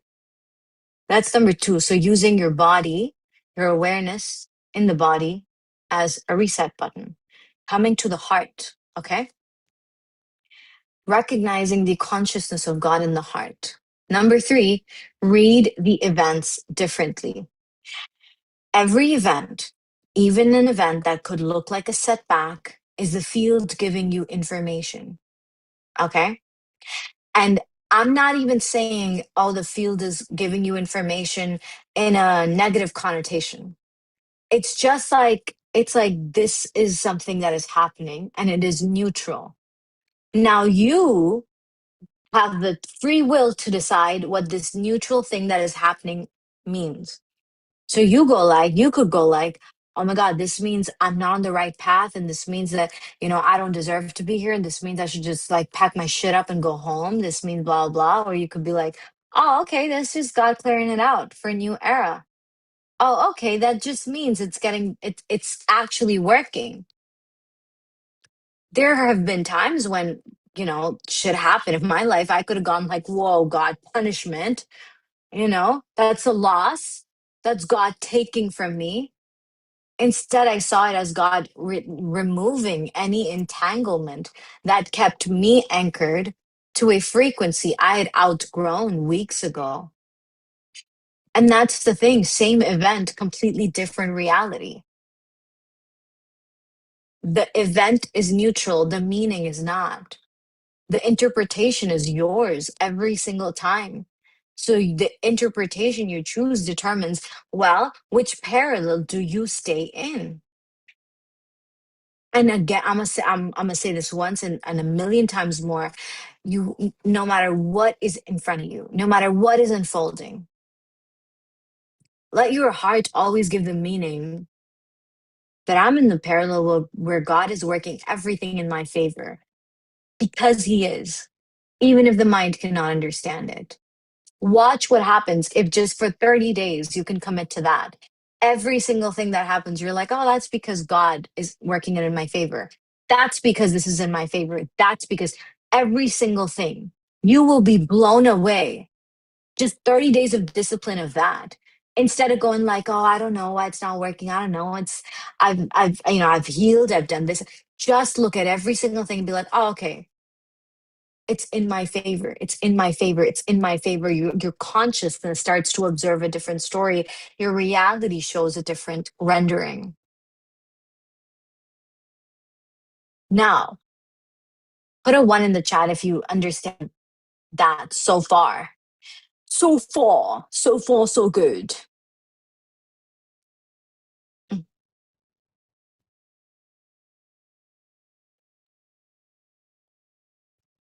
Okay.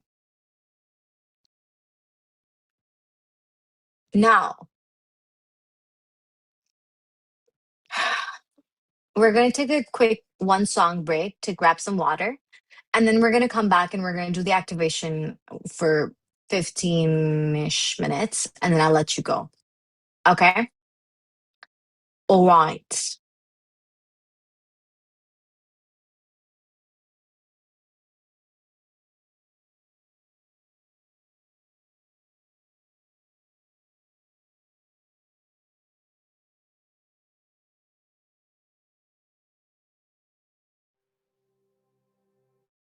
I sing it one last time for you, and then we really have to go. You've been the only thing that's right in all I've done, and I can barely look at you. But every single time I do, I know we'll make it anywhere away from here.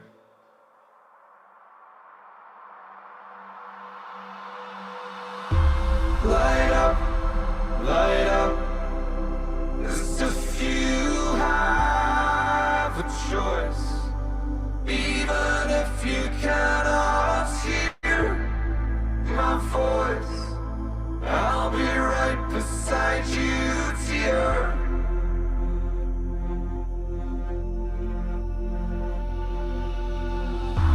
Louder, louder, and we'll run for our lives. I can hardly speak, I understand why you can't raise your voice to stay.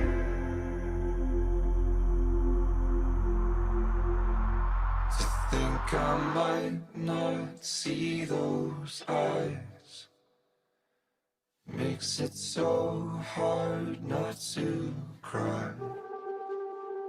And as we say our long goodbyes, I nearly do.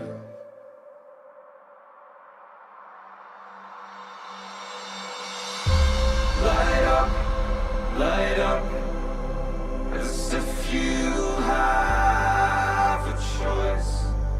Even if you cannot hear my voice, I'll be right beside you, dear.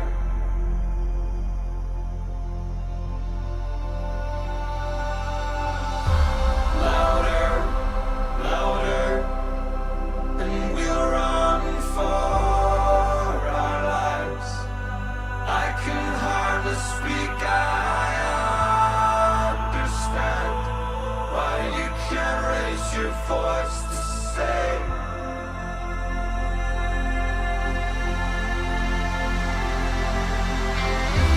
Slower, slower, we don't have time for that. All I want's to find an easy way to get out of our little heads.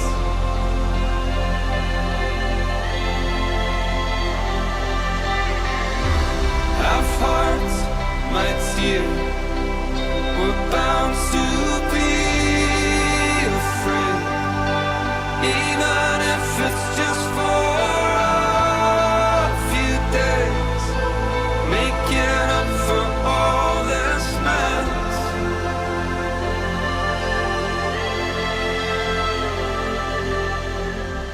Light up, as if you have a choice.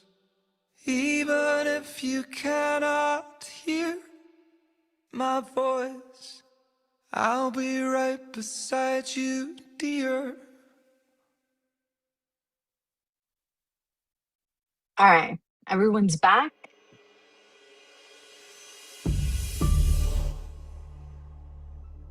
I want you to get in a comfortable position. You can lie down. You can do this while you're standing, while you're sitting, while you're lying down, whatever feels most comfortable for you. Make sure your phone is in do not disturb so that you're able to be inside this without, well, being disturbed. Okay. All right.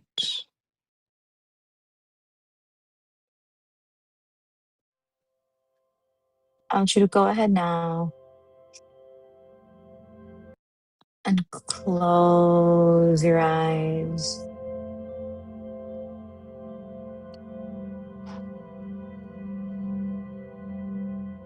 Take a deep breath in through the nose, out through the mouth.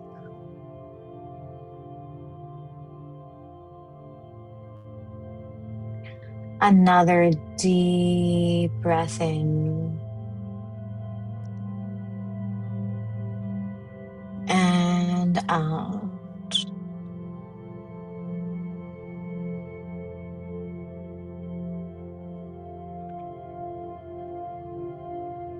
Notice the weight of your body.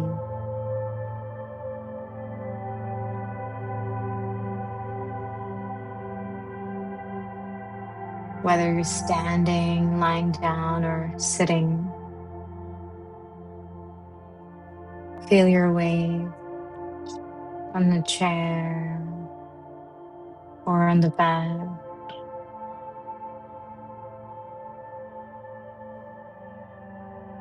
And just allow all your energy to come back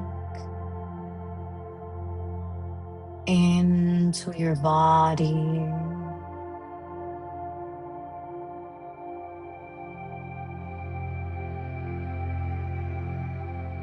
Letting everything else float away. letting your awareness simply rest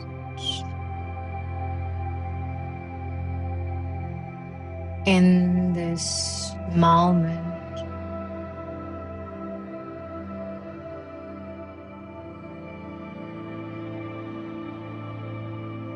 Let go of the past, of the future, and let your breath be the only thing you are aware of.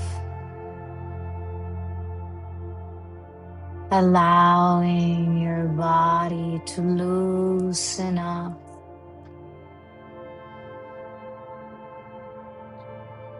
to let the heart open,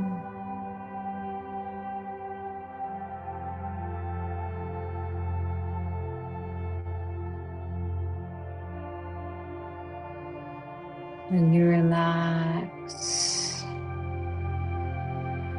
your mind, relaxing. Eyes get heavier, jaw relaxing, shoulders open up, heart relaxing, your stomach relaxing,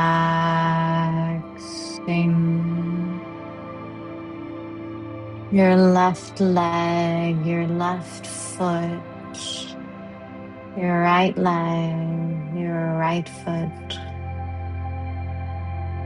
all relaxed.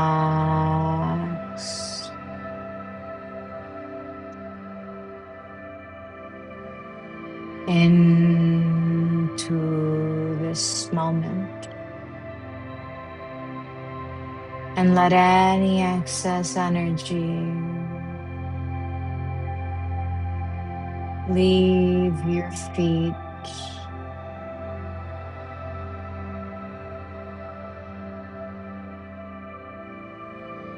allowing yourself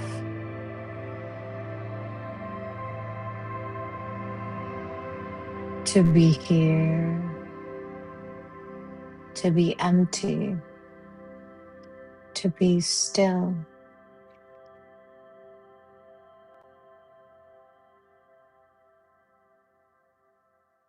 Now,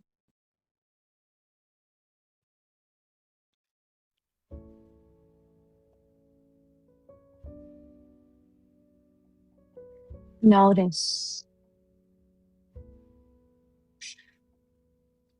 there's someone who has been aware,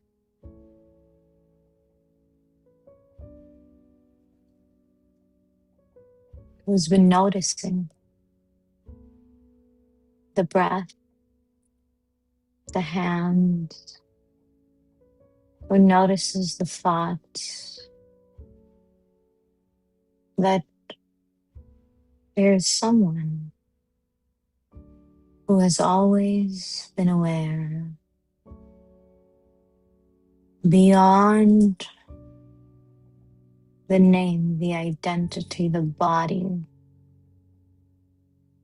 The one who, when you say, "This is my hand," is the one aware that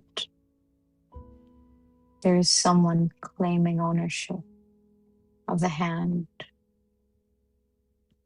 When you say, these are my thoughts, there's someone doing the noticing of the thoughts, the awareness, the watcher, the breath God placed into you, the spirit, the consciousness, the unconditioned awareness that no matter what happened in the external or even in the internal world, There has been a watcher observing, watching all of it, the thoughts, the beliefs, the reality, the stories, the meanings, the avatars, every single thing that has been there way before any conditioning. In fact, way before there was a body, there was just consciousness that has been infinite, that existed before the body and will exist after the body. Go back into the seat of that awareness. Let yourself feel the separation between who you are, the spirit, the consciousness. Let yourself externalize the body, the mind, the thoughts, the every single thing, the desire of the character, the desire of the avatar, and just go back. Draw back to the seat of the spirit, the seat of the spirit, the seat of the spirit, the observer, the watcher, the unconditioned one, the one who simply observes, the consciousness. That whatever it observes is what is made to manifest in the external, because that is the law. That has always been the law. So before the stories you told about what you wanted or what you were allowed to want, before any of the translation layers between you and the infinite field, the awareness, the unconditioned awareness of the infinite field itself, the droplet of the field itself, has always been here, right now. And that is the access point. I want you to reel back, go back all the way back and connect with that center, connect with that awareness, connect with that unconditioned self, the awareness that does not need words, does not need stories, does not need anything, that exists in wholeness, that is off and from unconditional love and unconditional awareness itself. Simply become so aware of it and less aware of the name, the body, the life, the circumstances, the manifestations, fully and completely. Be so aware of the awareness of being aware. And allow everything else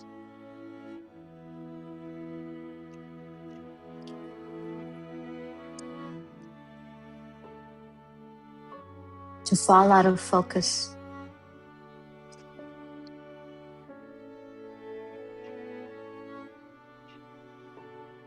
Be more of it. Lose yourself in it. Lose yourself into nothing, into the infiniteness, into the awareness before it all began, beyond the stories, beyond the mind, the unconditioned awareness. Lose yourself to it. Let go of the name, the story, the body. Become no body, no name, no mind, nothing, nothing, nothing. Nothing, nothing. Breathe as nothing, as no body, no name, no place, just nothing, aware of nothing, in this field of nothing. Allow the openness. Let go. Let go. Lose yourself in the nothing now.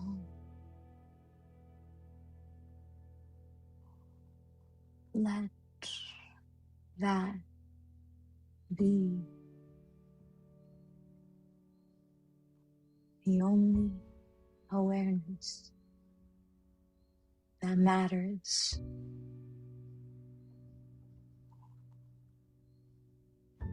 And in this moment, all you are is infinite, unconditional unconditioned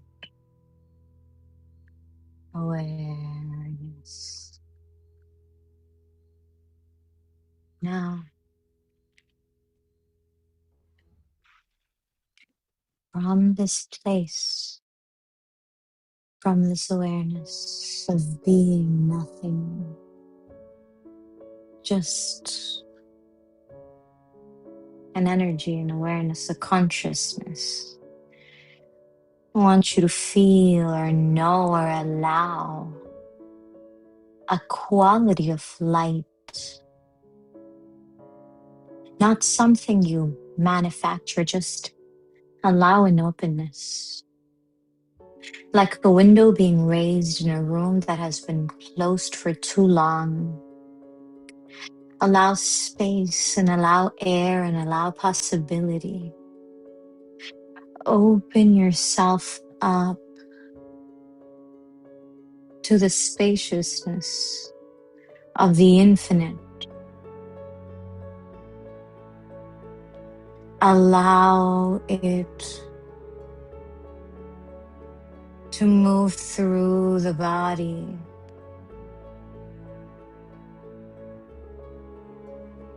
This light settling in the body, like the nervous system exhaling, like the nervous system simply letting this light bring it all to safety. Like the chest releasing a grip that got too familiar, that you stopped noticing it was there. Nothing to do, nothing to force, simply receiving a frequency that is in this moment. And as you do that, as the openness expands in you, however you experience the presence of God, let that open up. Let your consciousness be aware of God, of the presence of God, not the idea of God, the presence, the warmth, the openness, the love, the unconditionalness, the infiniteness, like you are inside a field as a droplet of that ocean, and you stand there in awe, in love, feeling limitless, knowing no limitation, no story beyond it all. You stand here and you feel this warmth and this breeze at the same time, like an openness, opening the heart, opening the mind. Like you are in the presence of the source of it all, inside the field. And everything is available. And you see all these floating potentials, these balls of energy all the way, all around you, everywhere you could turn, every possibility, every parallel reality, every single thing just existing as energy, waiting to be materialized. And all you had to do all along was ask. All you had to do was ask and believe and be convicted that it has been given to you. And all you had to do was have faith, not in the way that, oh, you have faith that there is an unseen, but the faith that believes in that unseen beyond doubt, beyond any other possibility, that knows it like it knows its name. So I want you to open your arms and open your heart and let that field cleanse you, cleanse the body, cleanse every cell in the body, cleansing the mind, the eyes, the throat, the heart, the chest, the hands, the feet, every part of you cleansed through the infinite, every part of the body being cleansed by the infinite. So all limitations disperse, every limitation ceases to exist. So that every part of you, every inch of you, all it knows is the infinite. All it knows is possibility. All it knows is that every single thing is one phrase away. be, and it is. And that all potentials are equal. That there are no pedestals in the field.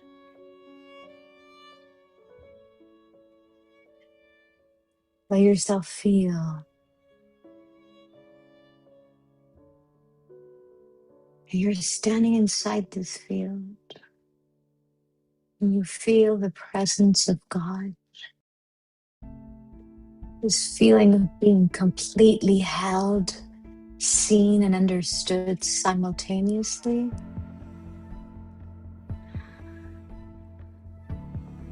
And your breath deepens.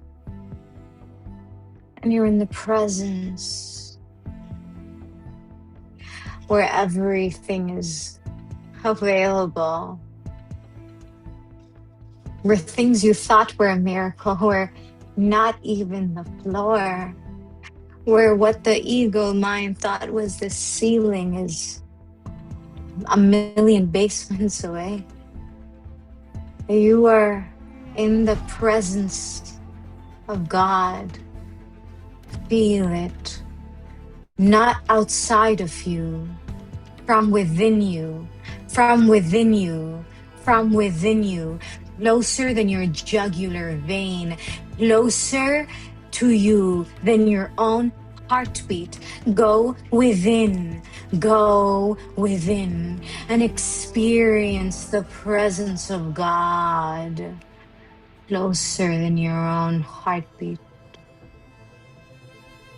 Allow that to open you, to open you.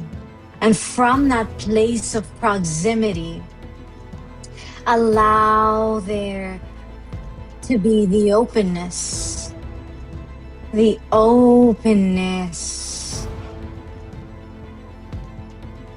to receive,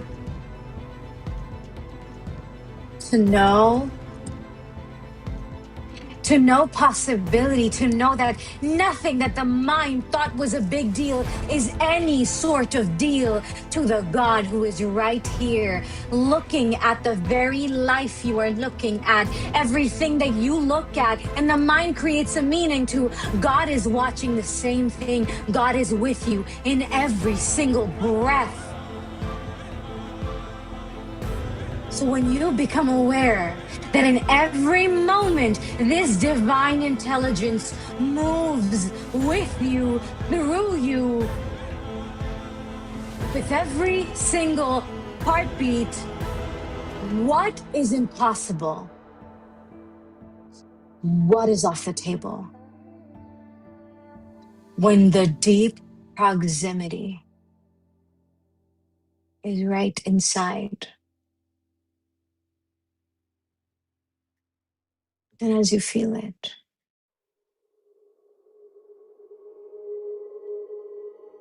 lose yourself in it. Lose the limitations.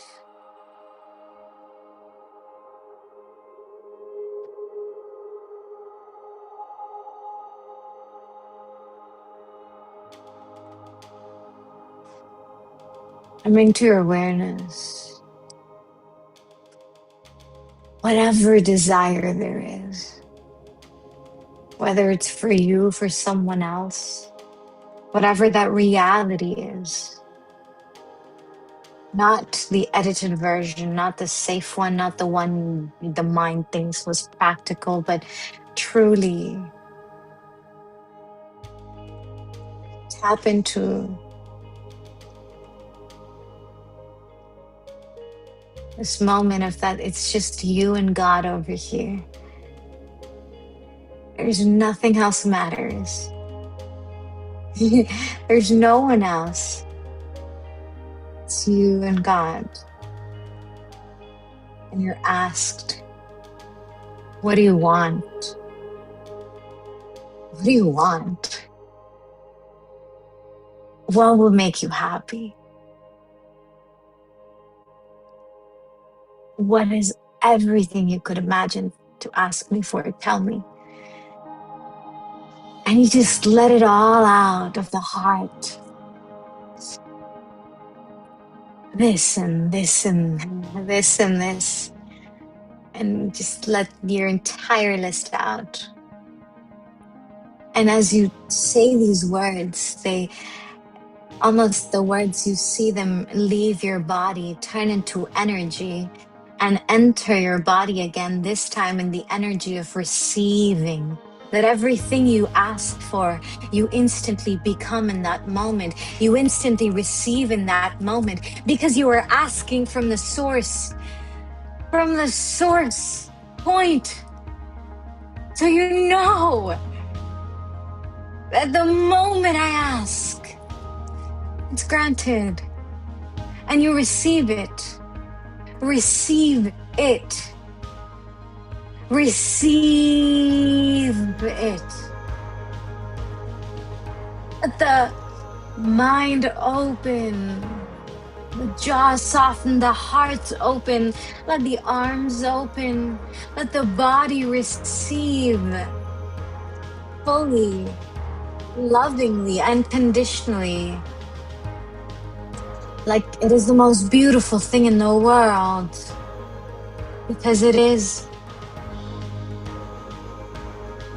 Let your heart receive. Give yourself permission.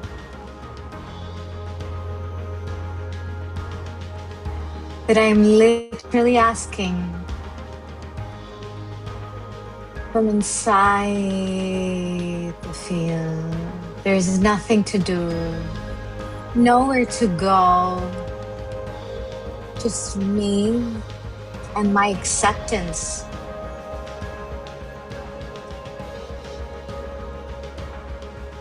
That it's done. And feel these dancing potentials all around you, like you're inside this field of infinite potentials, and everything you've asked for enters you, while the awareness of all other possibilities exists. But right now you're inside the field, from inside the proximity of God, from inside the knowing that provision is right here, the moment you ask for it.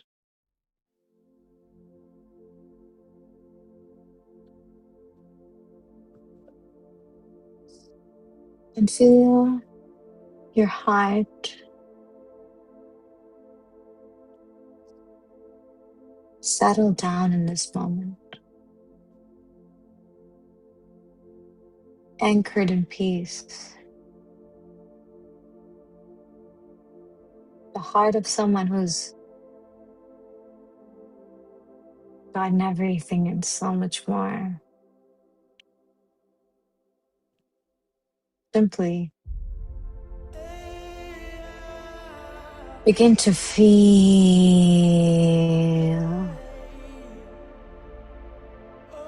what it's like now that you're living from this frequency.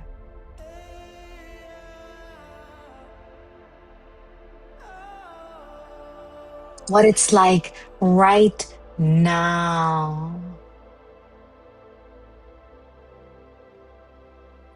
Notice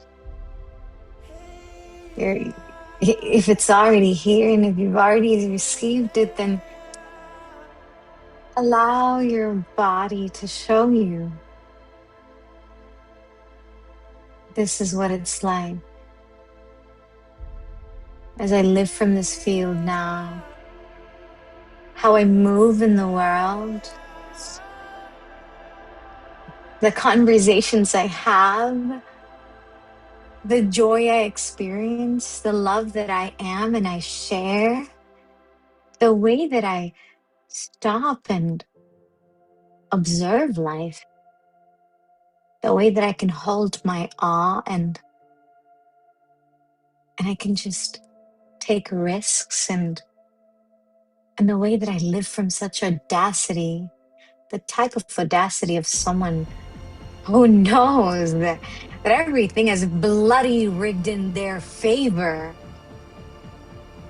The way you move, the way you jump, the way you leap, the way you decide, the way that you take yourself seriously, the way that you go all out for every dream, the way that you put God first every single moment, every single day, the way that your heart knows that as long as it is oriented towards God, everything is already yours. Everything is already given.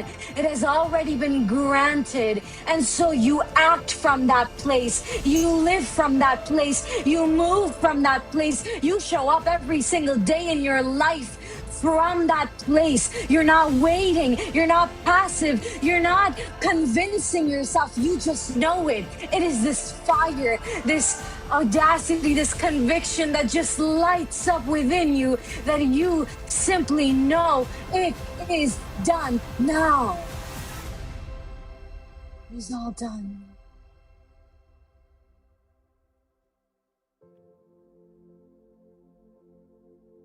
That's what it means to occupy. When your consciousness occupies the field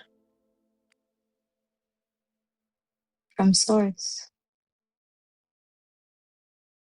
simply let your body now, in the silence,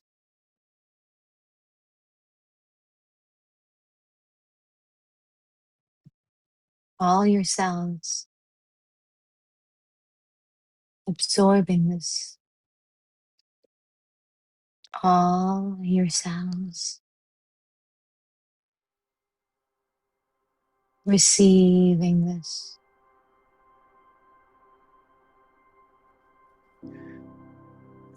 And feel this now.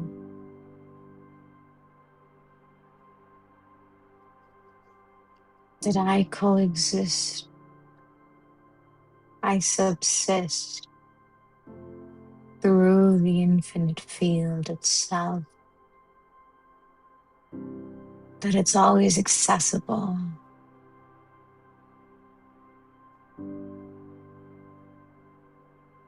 All I have to do is remember this field is within me and all around me. And it's the realest thing about me. Gently recognize it is done. And gently bring your awareness to this moment, letting all of that collapse into the body, conditioning the body to a new mind, to a new parallel, knowing it is done. And whenever you're ready, you can open your eyes, knowing this is the field, always available to you. Welcome home.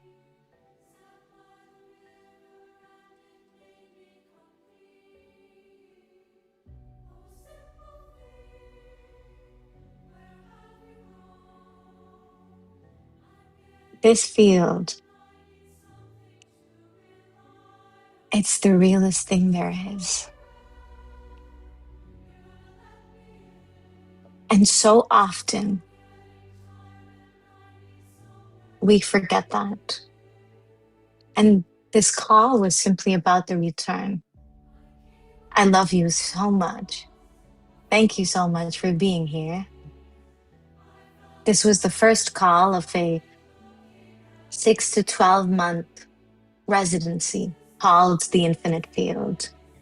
And this is the purpose, that every week, no matter what unfolds in life, we come here into the infinite field. We anchor from here. and we take that energy into our lives. So if you feel the call to join us, if you feel like, hell yeah, I want to be a part of this every single week. I want to experience this so that I never forget again. So that no matter what happens, I always come back here every single week in different ways. That I keep recharging because even the best iPhones need a fucking recharge. But if Tina's here, she's going to send the link in the chat. If she's not, I'm going to email you right after this. But the point is, whether you join that or you don't, all the description for it is, in the website. This is not a sale. This is an invitation to whoever feels the call. I truly believe that the people who come into my world and my work, they come because it feels the natural next step for them. So there's a gift, an offer that is specific to the next 4 days. I've created the most fucking insane installment plans for people for any, whether 6 months or 12 months. Whatever it is, you can look through it, read through it. Just know I love you. Welcome home. This is the infinite field, and it only gets better from here.